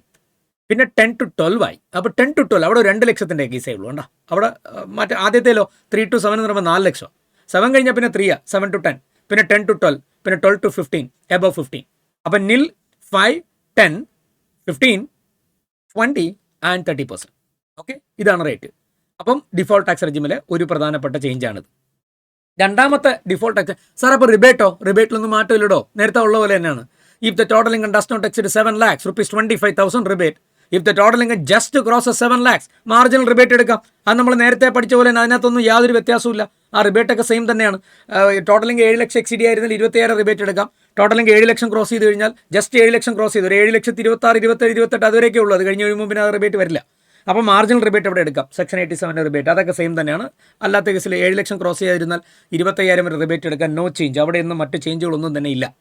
ഓക്കെ, പിന്നെ ഉള്ള ചേഞ്ച് 115 ഡിഫോൾട്ട് ടാക്സ് റെജിമിലുള്ള ആൾക്കാർക്ക് അതർ സോഴ്സിനകത്ത് ഫാമിലി പെൻഷൻ കിട്ടുന്നുണ്ടെങ്കിൽ അതിൻ്റെ സ്റ്റാൻഡേർഡ് ഡിഡക്ഷൻ ക്ലെയിം ചെയ്യാമെന്ന് മാത്രമല്ല അതിൻ്റെ സ്റ്റാൻഡേർഡ് ഡിഡക്ഷൻ അവർക്ക് നേരത്തെ ഉണ്ടായിരുന്നത് 15,000 റുപ്പീസ് അല്ലെങ്കിൽ 1/3 ഓഫ് ഫാമിലി പെൻഷൻ വെച്ച് അവർ സ്ലോവർ ആയിരുന്നു. ഇപ്പോൾ അത് മാറ്റി, ഇപ്പോൾ അത് കൂട്ടി 25,000 rupees or 1/3 of family pension whichever is less can be claimed in respect of family pension standard deduction under section 57 IFOS if the assessee is a person who is opted for default അല്ലെങ്കിൽ who is covered under default tax regime. Default tax regime 115 BAC സെക്ഷനിൽ വരുന്ന ആൾക്കാർക്ക് family പെൻഷൻ്റെ deduction 25,000 rupees വരെ ആവാം. നേരത്തെ 15,000 എന്നുള്ളത് ഇപ്പോൾ 25,000 rupees ആയി. മറ്റേ സെയിം തന്നെ 1/3 of such family pension or 25,000 which ever is less. അപ്പോൾ ഓപ്റ്റൗട്ടുകാർക്ക് 15,000 or 1/3 which ever is less. ഇതാണ് മറ്റൊരു ചേഞ്ച്. ഇത്രയുമാണ് പ്രധാനമായിട്ട് 115 BAC ഡിഫോൾട്ട് ടാക്സ് റെജിമിൽ ഉണ്ടായിരിക്കുന്ന പ്രധാനപ്പെട്ട ചേഞ്ചുകൾ. അപ്പോൾ ഈ പഴയ മെറ്റീരിയൽ വാങ്ങിച്ച് വെച്ച് പഠിക്കുന്ന ആൾക്കാരെ സംബന്ധിച്ച് ഡൗട്ട് ഉണ്ടെങ്കിൽ നിങ്ങൾ വിഷമിക്കേണ്ട, അത് ഈ പറഞ്ഞ രീതിയിൽ അങ്ങ് അപ്ഡേറ്റ് ചെയ്താൽ മതി. വേറെ കാര്യം, സർചാർജിലൊന്നും ഒരു മാറ്റമില്ല. നേരത്തെ പോലെ 10%, 15%, 25%, 37% സർചാർജ്, മാർജിൻ റിലീഫ്, അതിലൊന്നും മാറ്റമില്ല. ഡിഫോൾട്ട് ടാക്സ് റെജിമുകാർക്ക് മാക്സിമം സർചാർജ് 25, അവർക്ക് 37 ഇല്ല. അതിലൊന്നും ചേഞ്ച് ഒന്നുമില്ല, ബാക്കിയെല്ലാം സെയിം ആണ്, നോ ചേഞ്ച്. ഓക്കെ, അപ്പോൾ പുതിയ ബുക്ക് വാങ്ങാൻ പറ്റുന്നില്ല അല്ലെങ്കിൽ പുതിയ ക്ലാസ് അറ്റൻഡ് ചെയ്യാൻ പറ്റാത്തവരെ സംബന്ധിച്ച് വിഷമിക്കേണ്ട കാര്യമൊന്നുമില്ല. നിങ്ങൾ ഈ അമെൻമെൻറ്റ് ഇത്രയും മാർക്ക് ചെയ്ത് വെച്ചിരുന്നു. നല്ലൊരു ക്ലാസ് അറ്റൻഡ് ചെയ്ത ആൾക്കാരാണെങ്കിൽ ഈ പറയുന്ന അമെൻമെൻ്റ് എല്ലാം മാർക്ക് ചെയ്ത് വെച്ച് നിങ്ങൾ അങ്ങോട്ട് പഠിക്കുക. ഓക്കെ, സ്റ്റഡി മിനിറ്റിലെ പ്രോബ്ലം എടുത്തിട്ട് അങ്ങോട്ട് ചെയ്യുക. എപ്പോഴും മനസ്സിലാക്കുക, തോൽക്കുന്നത് ഒട്ടും മോശമായ കാര്യമൊന്നുമല്ല. തോൽവി നല്ലതാണ് കേട്ടോ. എൻ്റെ അഭിപ്രായത്തിൽ തോൽവി നല്ലതാണ്. അതുകൊണ്ട് നിങ്ങൾ വിഷമിക്കേണ്ട കാര്യമൊന്നുമില്ല. അപ്പോൾ നേരത്തെ കിട്ടാത്ത ആൾക്കാർ കട്ടയ്ക്ക് ഇരുന്നിട്ട് അങ്ങോട്ട് പഠിക്കുക. മിൽട്ടൻ്റെ ഫ്ലാസ്ക് മേടിക്കുക, നല്ല കട്ടൻ കാപ്പിയോ കട്ടൻ ചായ ഇട്ട് വയ്ക്കുക, മധുരമുള്ള കട്ടൻ കാപ്പിയും ഇട്ട് വയ്ക്കുക. ചിപ്സ് മിച്ചറൊന്നും വേണ്ട, കാരണം ചിപ്സ് മിച്ചറൊക്കെ ഉണ്ടെങ്കിൽ ഒരു പേജ് തീരുന്നതിന് മുമ്പ് 2 ചിപ്സും 2 മിച്ചറും അങ്ങ് തീരും. 2 പേജ് പോലും തീരുകയില്ല, അതൊന്നും വേണ്ട. പിന്നെ പൊണ്ണത്തടിയൊക്കെ വരും, അതൊന്നും വേണ്ട. നമ്മൾ സിമ്പിളായിട്ട് രാത്രി ഉറക്കം എണീറ്റിരുന്ന് ഉഷിഞ്ഞിരുന്ന് അങ്ങോട്ട് പഠിക്കുക. ഇനി രാത്രി ഈ പറഞ്ഞ എണീറ്റിരുന്ന് പഠിക്കാൻ പറ്റാത്തവരെ സംബന്ധിച്ച് എളുപ്പം ഒഴിയുണ്ട്. ഉച്ചയ്ക്ക് 2 മണി കഴിഞ്ഞിട്ട് കുറേ സമയം കിടന്നങ്ങ് ഉറങ്ങുക. അപ്പോൾ രാത്രി ഉറക്കം വരികയില്ല. ഇനി അതല്ല, രാവിലെ എണീറ്റ് പഠിക്കാൻ പറ്റുന്നവരെ സംബന്ധിച്ച് അങ്ങനെ പഠിക്കുക. എന്നെക്കൊണ്ട് രാവിലെ എണീറ്റ് പഠിക്കാൻ പറ്റുകയില്ല, അങ്ങനെ പറ്റുന്നവരെ അങ്ങനെ പഠിക്കുക. ഒന്നുകൊണ്ടും പേടിക്കേണ്ട, അറ്റംപ്റ്റ് ഒന്നൊരു വിഷയമല്ല. ഓക്കെ, ഈ എന്താ പറയുക, നമ്മൾ ബീരുക്കളാണ് ഇത് ഇട്ടിട്ട് ഓടുന്നത്, അല്ലെങ്കിൽ പേടിച്ചിട്ട് കളഞ്ഞിട്ട് പോകുന്നത്. എന്തായാലും നമ്മൾ ഇറങ്ങിയില്ലേ, പഠിക്കാൻ ഇറങ്ങിയില്ലേ, ഇതും കൊണ്ടല്ലേ പോവുള്ളൂ. അങ്ങ് സിൻസിയറായിട്ടിരുന്ന് അങ്ങോട്ട് പഠിക്കണമെന്നേ, അങ്ങ് കട്ടക്കിരുന്ന് അങ്ങ് പഠിക്കണമെന്നേ. നമ്മൾ ജീവിതത്തിനോട് ആത്മാർത്ഥ പുലർത്തുന്നുണ്ടെങ്കിൽ പഠിക്കുന്ന കാര്യത്തിനോട് എന്തുകൊണ്ട് പുലർത്തിക്കൂടാ? നമ്മൾ പഠിക്കുന്നതിൽ ആത്മാർത്ഥ പുലർത്തുന്നവരാണ് ജീവിതത്തിൽ ആത്മാർത്ഥമുള്ളവർ. അതാണ് അതിൻ്റെ മറ്റൊരു സത്യം. അവിടെ കട്ടക്കിരുന്ന് അങ്ങോട്ട് പഠിക്കുക. ഓക്കെ, അപ്പോൾ അമെൻമെൻറ്റ് ഒരു ഭയങ്കര സംഭവമായിട്ടൊന്നും പേടിക്കേണ്ട, ഇത് വലിയ കാര്യമൊന്നുമില്ല. അമെൻമെൻറ്റ് ഇത് സ്വാഭാവികമാണ്, ടാക്സിൻ്റെ ഭാഗമാണെന്നേ അമെൻമെൻറ്റ്. അമെൻമെൻറ്റ് ഇല്ലാതെ ടാക്സിന് ജീവനില്ല. നമ്മളീ പഠിക്കുന്ന സബ്ജക്റ്റുകളിൽ ഏറ്റവും ഡൈനമിക് സബ്ജക്റ്റാണ് ടാക്സ് എന്ന് പറയുന്നത്. നിങ്ങൾ മരണം വരെ പഠിച്ചേ പറ്റൂ. ഓരോ ബഡ്ജറ്റ് വരുമ്പോഴും മാറ്റും. ഇനിയിപ്പോൾ അടുത്ത ബഡ്ജറ്റിൽ ഉറപ്പാണ് നമ്മുടെ ഓണറബിൾ ഫിനാൻസ് മിനിസ്റ്റർ ജി അടുത്ത ബഡ്ജറ്റിൽ മാറ്റും, സംശയമൊന്നുമില്ല. അപ്പോൾ അത് എവരി ഇയർ ചേഞ്ച് വരും. നമ്മുടെ ഇന്ത്യ കണ്ട ടാക്സിൻ്റെ ഏറ്റവും പ്രഗത്ഭനായ മനുഷ്യനാണ് ശ്രീ നാനി പൽക്കിവാല. അദ്ദേഹം തന്നെ പറഞ്ഞ എന്താണ്, the most unstable law in the whole world എന്നാണ്. അപ്പോൾ അതുകൊണ്ട് അതൊക്കെ അതിൻ്റെ ഭാഗമാണ്. അതൊക്കെ അമെൻമെൻ്റ് അവിടെ വരും. അത് കാരണം വലിയ പ്രശ്നമൊന്നുമില്ല. ഇപ്പോൾ കണ്ടില്ലേ, ഇത്ര ഇൻ്റർമീഡിയറ്റിനെ സംബന്ധിച്ച് ഇത്ര ഏരിയയിൽ ചേഞ്ച് ഉള്ളൂ. ഫൈനാൻസിനെ സംബന്ധിച്ച് ഒരുപാട് ചേഞ്ചുകൾ വേറെ ഉണ്ട്. ബട്ട് ഇൻ്ററിനെ സംബന്ധിച്ച് ഇത്രയും ചേഞ്ചേ ഉള്ളൂ. നിങ്ങളിത് ഫോക്കസ് ചെയ്യുക, ഇത്രയും ചേഞ്ചല്ലേ ഉള്ളൂ. അല്ല സ്ട്രക്ചറിൽ ഭയങ്കര ചേഞ്ച് ഒന്നും വന്നിട്ടില്ലല്ലോ. ഒറ്റയ്ക്ക് അങ്ങോട്ട് പഠിക്കുക, അങ്ങോട്ട് ക്ലിയർ ആവുക. ഓക്കെ, അപ്പോൾ മെയിൻ കാര്യം മനസ്സിലായല്ലോ. ബേസിക്കലി ചേഞ്ച് ഒന്നുമില്ല, സാലറിക്കകത്തും കാര്യമായ ചേഞ്ച് ഒന്നുമില്ല. ആകെയുള്ള സ്റ്റാൻഡേർഡ് ഡിഡക്ഷൻ 75,000 ആക്കി കൊടുത്താണ് ഡിഫോൾട്ടുകാർക്ക്. ഓക്കെ, മറ്റ് ചേഞ്ച് ഒന്നും സാലറിക്കകത്തില്ല. ഹൗസ് പ്രോപ്പർട്ടിക്കകത്ത് എന്താണ് ചേഞ്ച്? ഒന്നുമില്ല. PGPക്കകത്ത് 2-3 കുഞ്ഞു ചേഞ്ച് വന്നില്ല. പ്രധാന ചേഞ്ച് 40B പാർട്ണർഷിപ്പ് ഫാമിൻ്റെ ചേഞ്ചാണ്. മറ്റൊന്ന് നമ്മൾ നേരത്തെ പറഞ്ഞു 37 എക്സ്പ്ലനേഷൻ 3 ഒരു ചെറിയ സെൻറ്റൻസ് ആഡ് ചെയ്തു. പിന്നെ ആ 36 10% ഓഫ് NPS ഡിസലോ ചെയ്യുമെന്ന് പറഞ്ഞിരുന്നത് നേരത്തെ, അല്ലെങ്കിൽ 10 വരെ അലോ ചെയ്യുന്നു പറഞ്ഞിരുന്നത് 14% വരെ ആക്കിയിട്ടുണ്ട്. അതല്ലാതെ വേറെ ചേഞ്ച് ഒന്നും BJPക്കകത്തില്ല. മെയിൻ ചേഞ്ച് വന്നിരിക്കുന്ന ഏരിയ എവിടെയാണ്? Capital gain. That you should be careful. ഒരിക്കലും പഴയ പ്രോബ്ലംസ് ചെയ്ത് പഠിക്കരുത്. ഈ പറയുന്ന പഴയ ക്വസ്റ്റ്യൻ ബാങ്ക് എവിടെ നിന്നെങ്കിലും എടുത്തിട്ട് ചെയ്തിട്ട് ആ തെറ്റ് പഠിച്ച് വയ്ക്കരുത്. അപ്ഡേറ്റ് ചെയ്ത സാധനം പഠിക്കുക. ക്യാപിറ്റൽ ഗെയിൻ ചാപ്റ്റർ ഓക്കെ വളരെ ഇമ്പോർട്ടൻ്റ് ആണ്. കാരണം ഇൻഡെക്സേഷൻ ഇല്ല, റേറ്റ് മാറി 23 ജൂലൈയിലേക്ക് ശേഷം അമെൻമെൻ്റ് ആണ്. അത് വളരെ ശ്രദ്ധിക്കണം. അതുകൊണ്ട് ക്യാപിറ്റൽ ഗെയിൻ്റത് study material problems and updated problems ചെയ്യുന്നതാണ് എപ്പോഴും ഉത്തമം. ഓക്കെ, ബാക്കിയൊക്കെ ഓക്കെ, നിങ്ങൾക്ക് മാനേജ് ചെയ്യാൻ പറ്റുമെങ്കിൽ അമെൻമെൻറ്റ് നോക്കി മാനേജ് ചെയ്യുക. പിന്നെ ടോട്ടൽ ഇൻകം ടാക്സ് കാൽക്കുലേറ്റ് ചെയ്യാൻ വേണ്ടി ചോദിക്കുന്ന problems you should be careful. കാരണം ഡിഫോൾട്ട് ടാക്സ് റെജിമിൽ റേറ്റ് ഓഫ് ടാക്സ് മാറി, അത് ശ്രദ്ധിച്ചോണം. ഓക്കെ, അതൊരു മേജർ ചേഞ്ചാണ്. അപ്പം അത് കഴിഞ്ഞാൽ IFOസിനകത്ത് ചെറിയ ചെറിയ ചേഞ്ചുകളാണ്. ഫാമിലി പെൻഷൻ്റെ കേസിൽ ആ പറഞ്ഞ പിന്നെ 25,000 റുപ്പീസ് അല്ലെങ്കിൽ 1/3 എന്നുള്ള ആക്കിയിട്ടുണ്ട് ഡിഫോൾട്ടുകാർക്ക്. അല്ലാത്തവർക്ക് 15,000 അല്ലെങ്കിൽ 1/3 ആണ്. അതൊരു ചേഞ്ചാണ്. പിന്നെ IFOസിനകത്ത് വേറെ കാര്യമായ ചേഞ്ച് എന്താണ്? 222F ഡിവിഡൻറ്റിൻ്റെ സ്കോപ്പ് വൈഡൻ ചെയ്തിട്ട് ബൈബാക്കിന് ഡിവിഡൻ്റായിട്ട് ടാക്സ് ചെയ്യുന്നു. എന്നിട്ട് ആ ഷെയർ വാങ്ങിച്ച കോസ്റ്റ് ഷെയർ ഹോൾഡർക്ക് ക്യാപിറ്റൽ ലോസ് ആയിട്ട് ക്യാപിറ്റൽ ലോസ് ഗെയിനിൽ പോയി ക്ലെയിം ചെയ്യുക. അതൊരു മേജർ ചേഞ്ചാണ്. പിന്നെ IFOസിൽ വേറെ ചേഞ്ചുകളൊന്നുമില്ല. പിന്നെ നേരെ ക്ലബ്ബിങ് ചേഞ്ച് ഒന്നുമില്ല, സെറ്റ് ഓഫ് പ്രത്യേക ചേഞ്ച് ഒന്നുമില്ല. ചാപ്റ്റർ 6 കാര്യമായ ചേഞ്ച് ഒന്നും തന്നെ ഇല്ല. ആകെ ITCCD സബ്സെക്ഷൻ 2-നകത്ത് എംപ്ലോയറുടെ കോൺട്രിബ്യൂഷൻ ഡിഫോൾട്ടുകാർക്ക് 14% വരെ എടുക്കാം. പണ്ട് ഗവൺമെൻറ് എംപ്ലോയീസിന് മാത്രം എടുക്കാൻ പറ്റുമായിരുന്നു. ഇപ്പം ഡിഫോൾട്ട് ടാക്സ് ഏജുമാർക്കും 14 വരെ എടുക്കാം. ആ ഒരു ചേഞ്ച് ഉള്ളൂ. വേറെ കാര്യമായ ചേഞ്ച് ഒന്നും അതിനകത്തില്ല. ഓക്കെ. പിന്നെ TDSനകത്ത് ആ റേറ്റുകൾ കുറച്ച് ചേഞ്ച് വന്നു. പുതിയ സെക്ഷൻ 194T വന്നു. 194Cക്കകത്ത് ഒരു എക്സ്പ്ലനേഷൻ ആഡ് ചെയ്തു. അപ്പോൾ അങ്ങനെ 1-2 ചെറിയ ചെറിയ ചേഞ്ചുകൾ TDS വന്നിട്ടുണ്ട്. TCSനകത്ത് കാര്യമായ ചേഞ്ചുകളൊന്നുമില്ല. അഡ്വാൻസ് ടാക്സിനകത്ത് പ്രത്യേകിച്ച് ചേഞ്ച് ഒന്നുമില്ല.